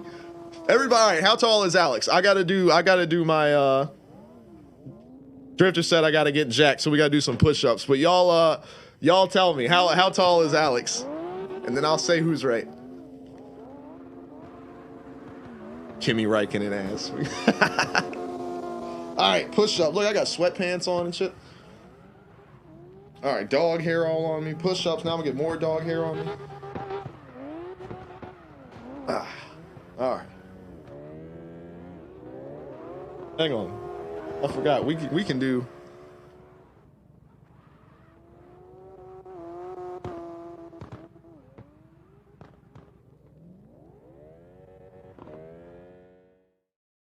Does it work? Does it work? Ah, there it goes. A little laggy, but it works. All right. We got push up cam coming right here. I need to fix it to where the audio just comes through the phone when I do this, because right now it's going to this microphone, but as I walk away, I'm going to get quieter, but you can like still hear the echo. It's just weird. But all right, I need to shave, man. What the hell? I've been lazy. All right, we got to do, where the hell are we going to do push-ups at? Here, where can I put this right here? There we go. Look at this. My pants. Look at this glorious. These are Malte pants right here, bro. All right, push-up action. Here we go. 1, 2, 3, 4, 5, 6, 7, 8, 9, 10. Look at that. Full extension, son. Full extension, son. All day. Ah. Hey, y'all, check this out.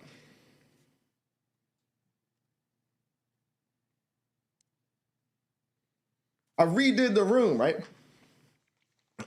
So y'all know, y'all are used to my regular spot where I sit. I got my screens and all, whatever. Guitars chilling. Got the whole deal, right? Made a change though. Bam. So of course I got my drawers and stuff over here. Put the green screen on them. It's not the exact same color, as you can see, but I got some ideas for the future. Obviously I got my whiteboard over here. I've been taking notes.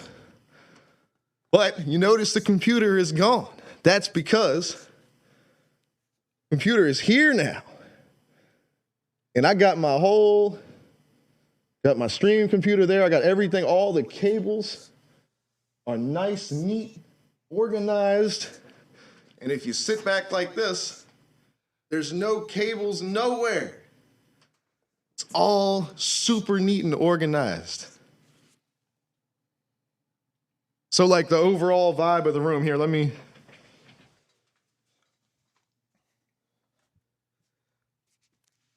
got my bright ass lights and all, whatever, but like, so I've got the whole deal. But I'm pretty happy with like how there's no, I mean, except because right now I got like, you know, the Xbox controller and I got like a couple extra water bottles. This stuff wouldn't normally be here. You know, it'd be a little bit neater. And I have this guy like folded up when it's just me, but like it's just nice and neat and everything's all packaged neatly, and it's a pretty cool setup. I'm pretty happy with it.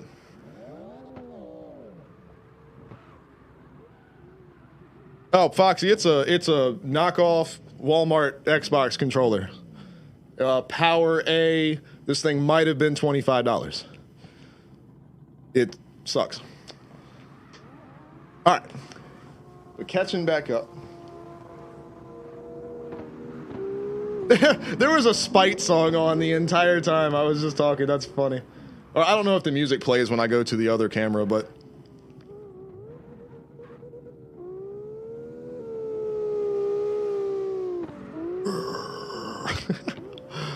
Oh boy. All right, so let me scroll back up again.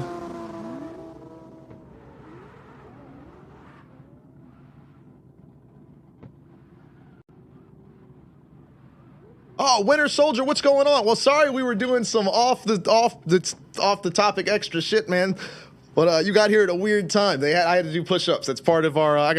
Speaking of which, I gotta check that off. Boom, completed. Get jacked. All right, so we got that done. Winter Soldier, what's going on? These guys were guessing how tall I am, so we're gonna see if anybody was right, and then I will get with you. But yeah, if you just search up Alex on the U.S. servers, you can come hang out, and we can tell you all about SLIDESTYLE here in just a minute. All right, so let's see what we got. Hero. His namesake is creating screen heroes. Who did it land on? I've got to scroll down to it. I'll get there in a minute. But Hero, you are the man. All right, so Hero says 6 foot even. Wayne says 5'9" on a good day. On a good day. Yogi says 5'7". Slow says no less than 6'2". He's going the other direction.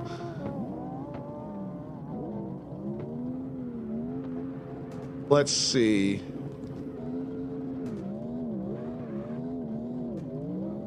Winter Soldier. Oh, he says 5'11". Okay. Malte says 6'1". Hero's enjoying the Uncle Malte pants.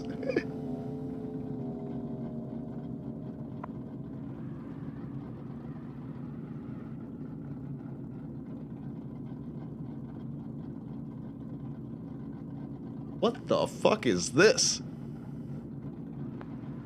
Whew! Bruh. Hey, Purgatory got the sub. I'm catching back up here. Soldier Man, you came to the right spot, buddy. Exclamation point slide style. Throw that in the chat there. That'll take you over to the Slide Style Discord, man. You can find out everything about what we're all about. Ours is not that serious and well, it's a very organized event, but the drifting itself is this is nasty as shit.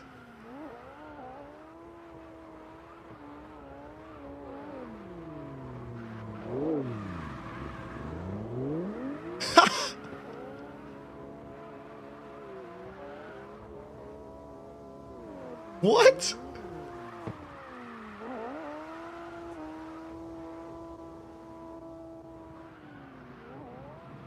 My man said arf arf.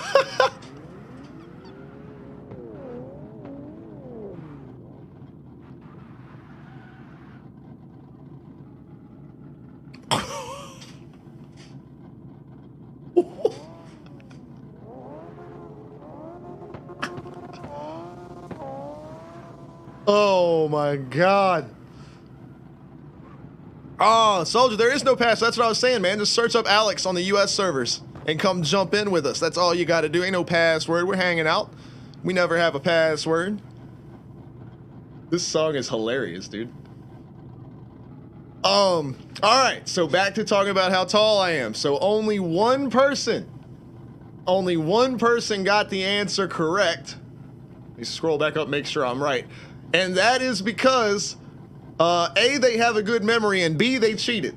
But everybody else did not get the right answer. It's me, Austin! Oh, son of a bitch! It was me all along! And the person that I'm saying they cheated, they know what I'm talking about because they knew where to go look to gather that information. And also impressed that they knew that I wouldn't kayfabe that I would keep that legit. Hero was the only one that was right. 6 foot exactly. 6 foot even is how tall Alex is. And not in shoes at the doctor's office when they measure you on the thing barefoot or whatever. 6 foot even. But the rest of y'all was close. Everybody was in like the ballpark. I guess you could tell from me doing push-ups or whatever that I'm not like, you know, I'm not 5 feet tall, and I damn sure ain't 7 feet tall, so it's kind of puts you in the ballpark.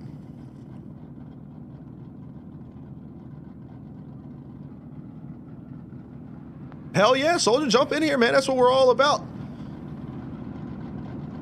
Love drivers from other teams coming to hang out. Of course, Damien always repping Imperium. Malte, Team UMR over here, Wayne and Malte from UMR. You guys are just dropping in the death metal songs now. I love it. Yep. UMR racing over here. But of course, we are great friends with Team SOG. If you are familiar with them, if you've been anywhere in the world of CarX competitive events, Savage Outlaws Gaming are a pretty getting to be pretty big, and we are great friends with them. Of course, me helping with broadcasting their Drift Championship events every Saturday night has been such a fun time.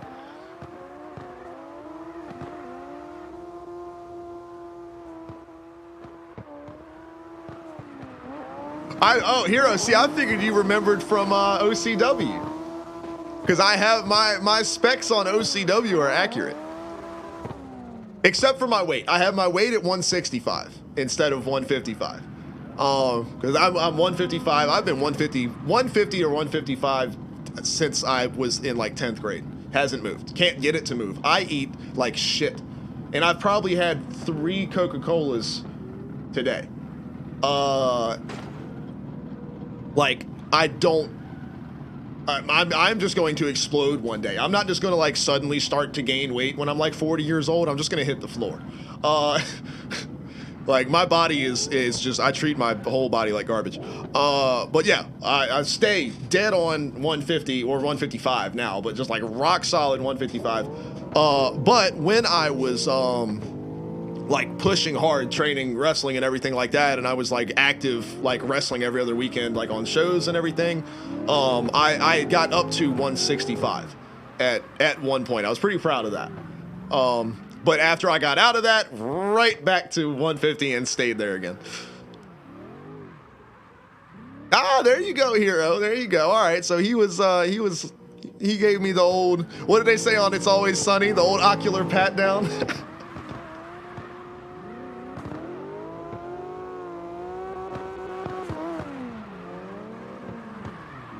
Ooh, switching the sound up here, going the trap route over here. All right.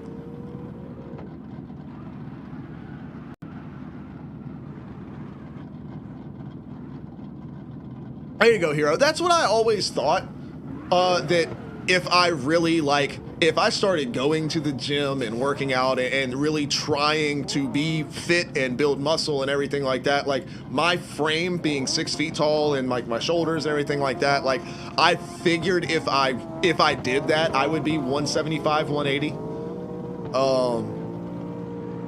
Obviously I'm not going to do that.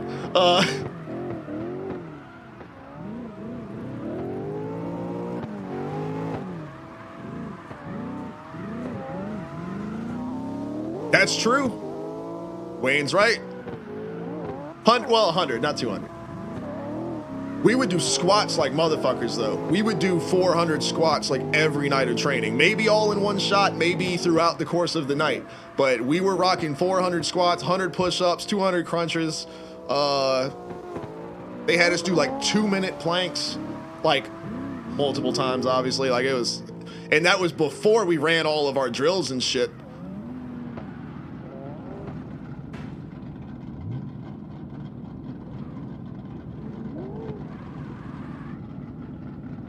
Hell yeah, Hero. What'd you say? You were 6'4"? You'd be a fucking monster. 6'4", 180? Come on, son.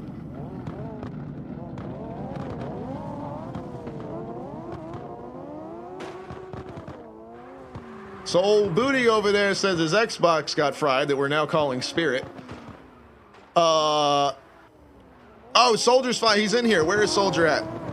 I hate that they took away my name tags. I don't know who anybody is if I don't recognize their car.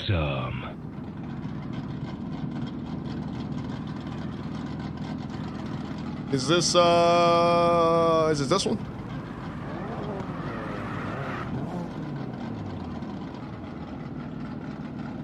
All right, so he's got the super. Hell yeah, check this thing out. Well, I will tell you, I don't do like the ratings or whatever, because I mean, if it's your car, like if you made the car, like you put the effort, the work into it, put the time, like if that's what you wanted to make, man, I'm all for it. I'm digging the like the blue paint splatter. It's like almost like glow in the dark blue over top of the like that dark like color. It looks so sick.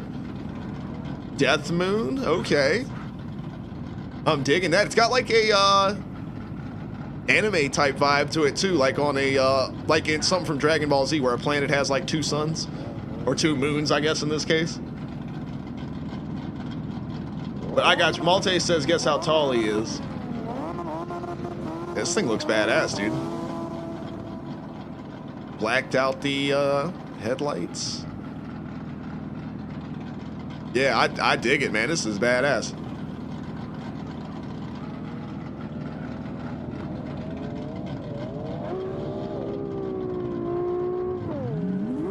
All right, slow is in the Fox body.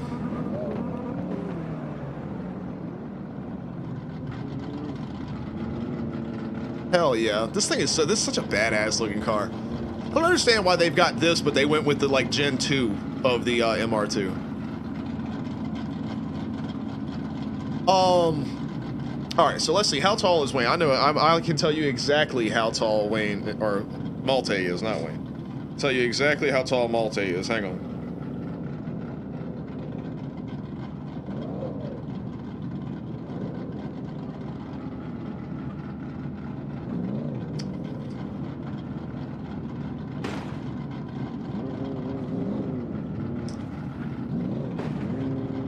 Malte.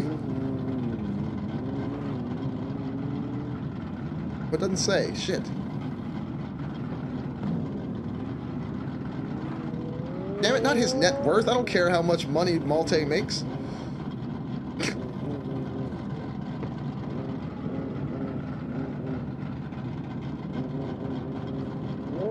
(5'9". Malte is 5'9".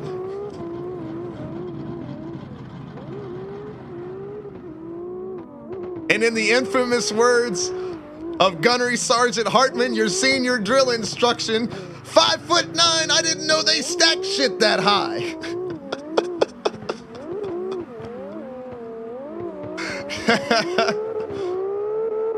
But that's my guess, 5'9".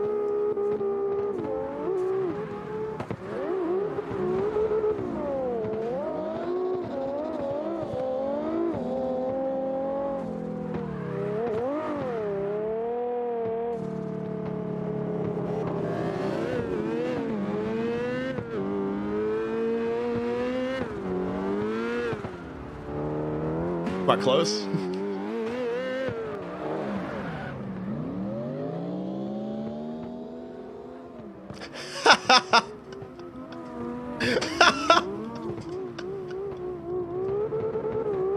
I'm starting to think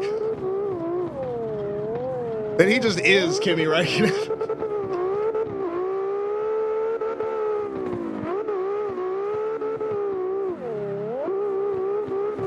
All right, Slow, no worries, man. Well, we should be actually switching over. Well, I need to go cook dinner. So we might take like a 45-minute to an hour break here in just a little bit because Charlie got home from work late. So I think it might be time for me to go to cook dinner, and then we can dive in on some Paladins here in a little while. If anybody's down for that, unless y'all want to play something else. But we haven't played Paladins in a minute, and Kuza said something about it the other day. I was like, damn, I want to get back on there. So, oh, yes, Wayne, where is he at? Where is he at?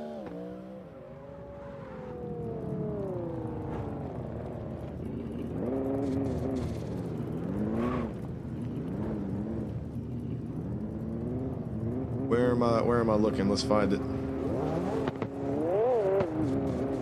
Ah, there it is. Ah, they're what the backwards are. That's... Yo, I bet we could, like... I bet we could actually make, like, a legit looking logo out of this. Hold on.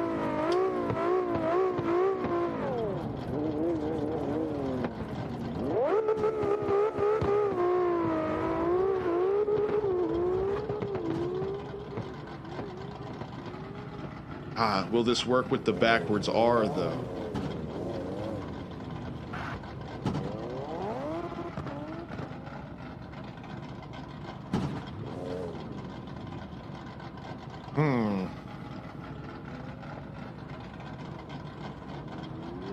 It might not work with the backwards R.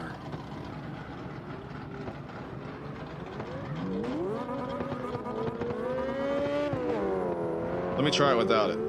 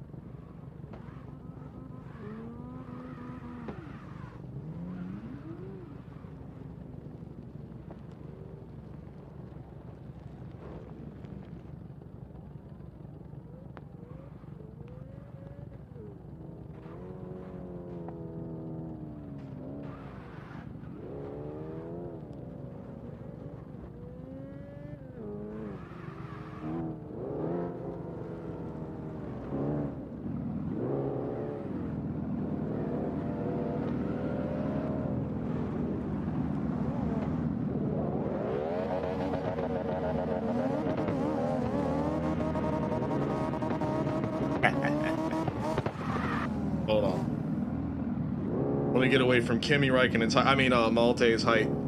And,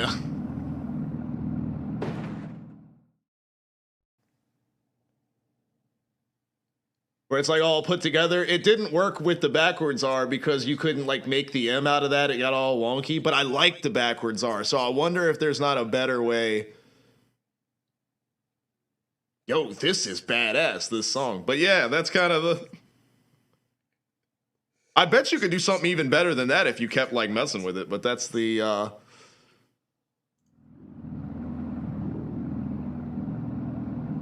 love how I made a joke and we're about to make a full out damn racing team. Wayne's gonna do a whole livery like this one, which like the whole side of the car is just UMR, Uncle Malte race.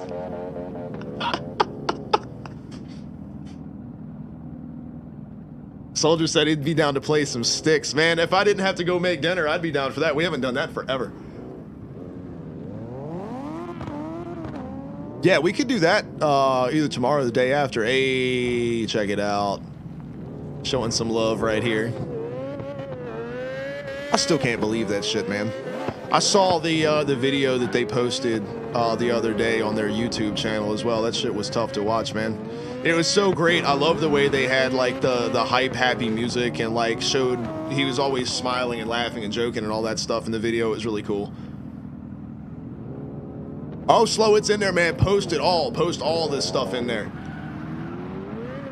Because this is gnarly as shit and I don't know who it is because it literally, the title on it just says Dog Eyes. So I don't know like who the band is or what it is like, but that is sick. I need to add it to my list. This is like some beatdown shit.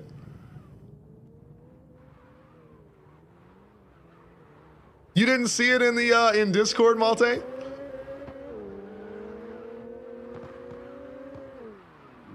Because you had posted that screenshot of like your 3 car liveries like side by side, and I said, ah, it's Team UMR in the paddock, and then underneath that I put Uncle Malte Racing.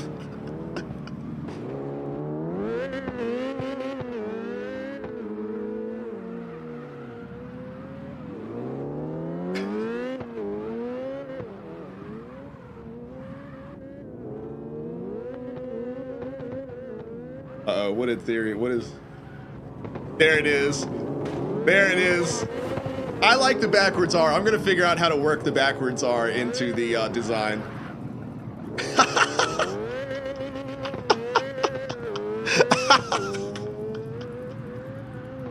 It's like, it's Talladega Nights. If you don't chew Big Red, then fuck you. Oh, man. Dude, Hero, you can, there is no rules about how people drive slide style. Like I said, if they're on a Switch, it's fine. You can do controller, keyboard, steering wheel, VR. You could somehow connect sensors to a real life drift car and go to actual Atron circuit and somehow convert what your car does to the game if you wanted to. I am all for it. This is fucking hilarious, bro.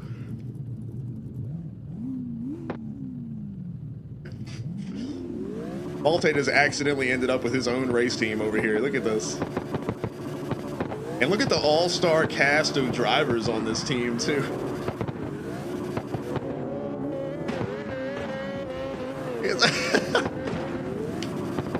My man just buried himself in the ground. And then he sent a green eclipse to kill him. Is that Jay? Did Jay show up to murder? We got the Hooner truck over here too. Hell yeah.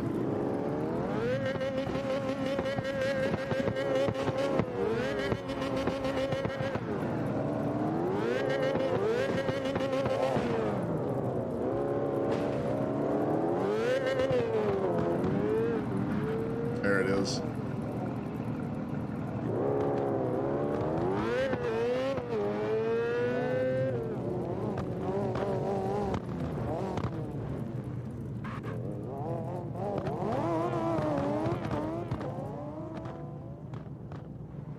Oh boy. All right.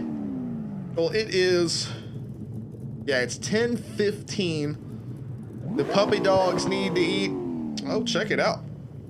Got the unicorn over here too. The rally car and the unicorn. Hell yeah.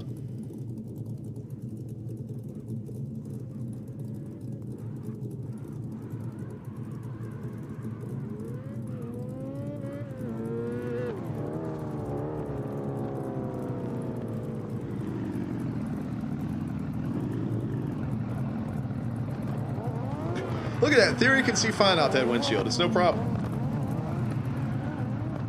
All right. But yep, I'm starting now that I've thought about food, I'm starting to get hungry.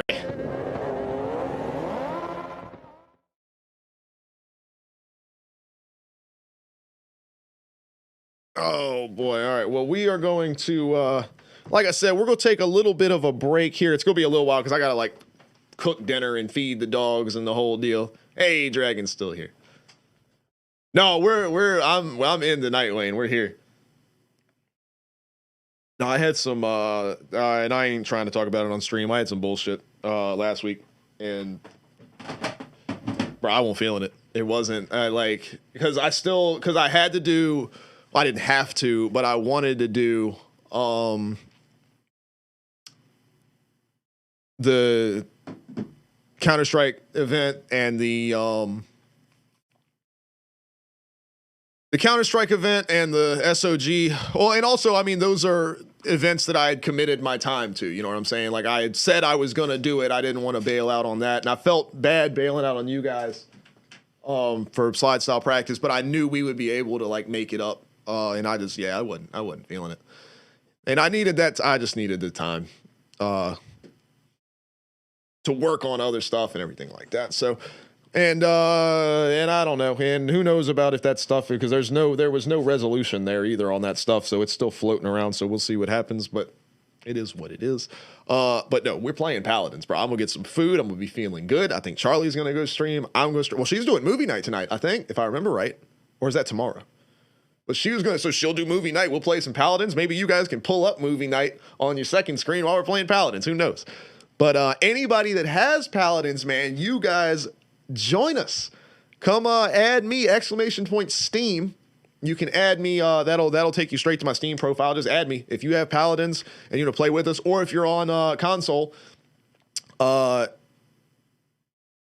you do have a second screen. Your phone screen. Go steal like your mom's TV out of her house and. I mean, he wasn't that good, Wayne.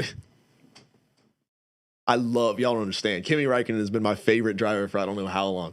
I gravitate towards people in sports like that. Like that's why I'm such a big Seahawks. Well, I say a big Seahawks fan, like I watch the Seahawks, but like that's why they became my football team, even though I have no relation to any Seattle sports at all. But Marshawn Lynch, when they would interview, first of all, he's a fucking machine. He's incredible. But they would do an interview or whatever, and they would be like, so what did you think about such and so, blah, blah, blah.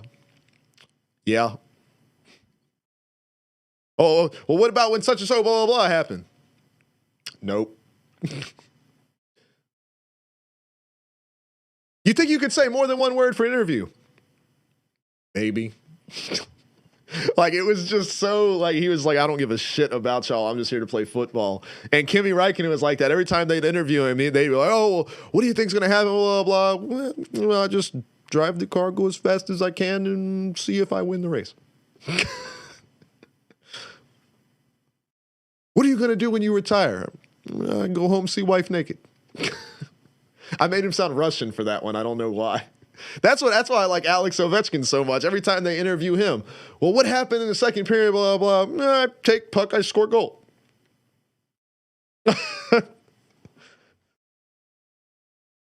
I don't know how many times I've heard him say the phrase, I score goal.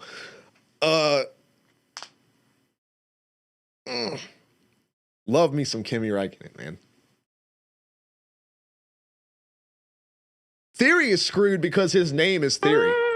So my idea of him is the wrestler Austin Theory, because that's just when I think of a person being named Theory. That name has been around for like 10 years or so for me. So that's like I just see this like fucking muscled ass dude sitting there with a controller just being an absolute monster in a drift car.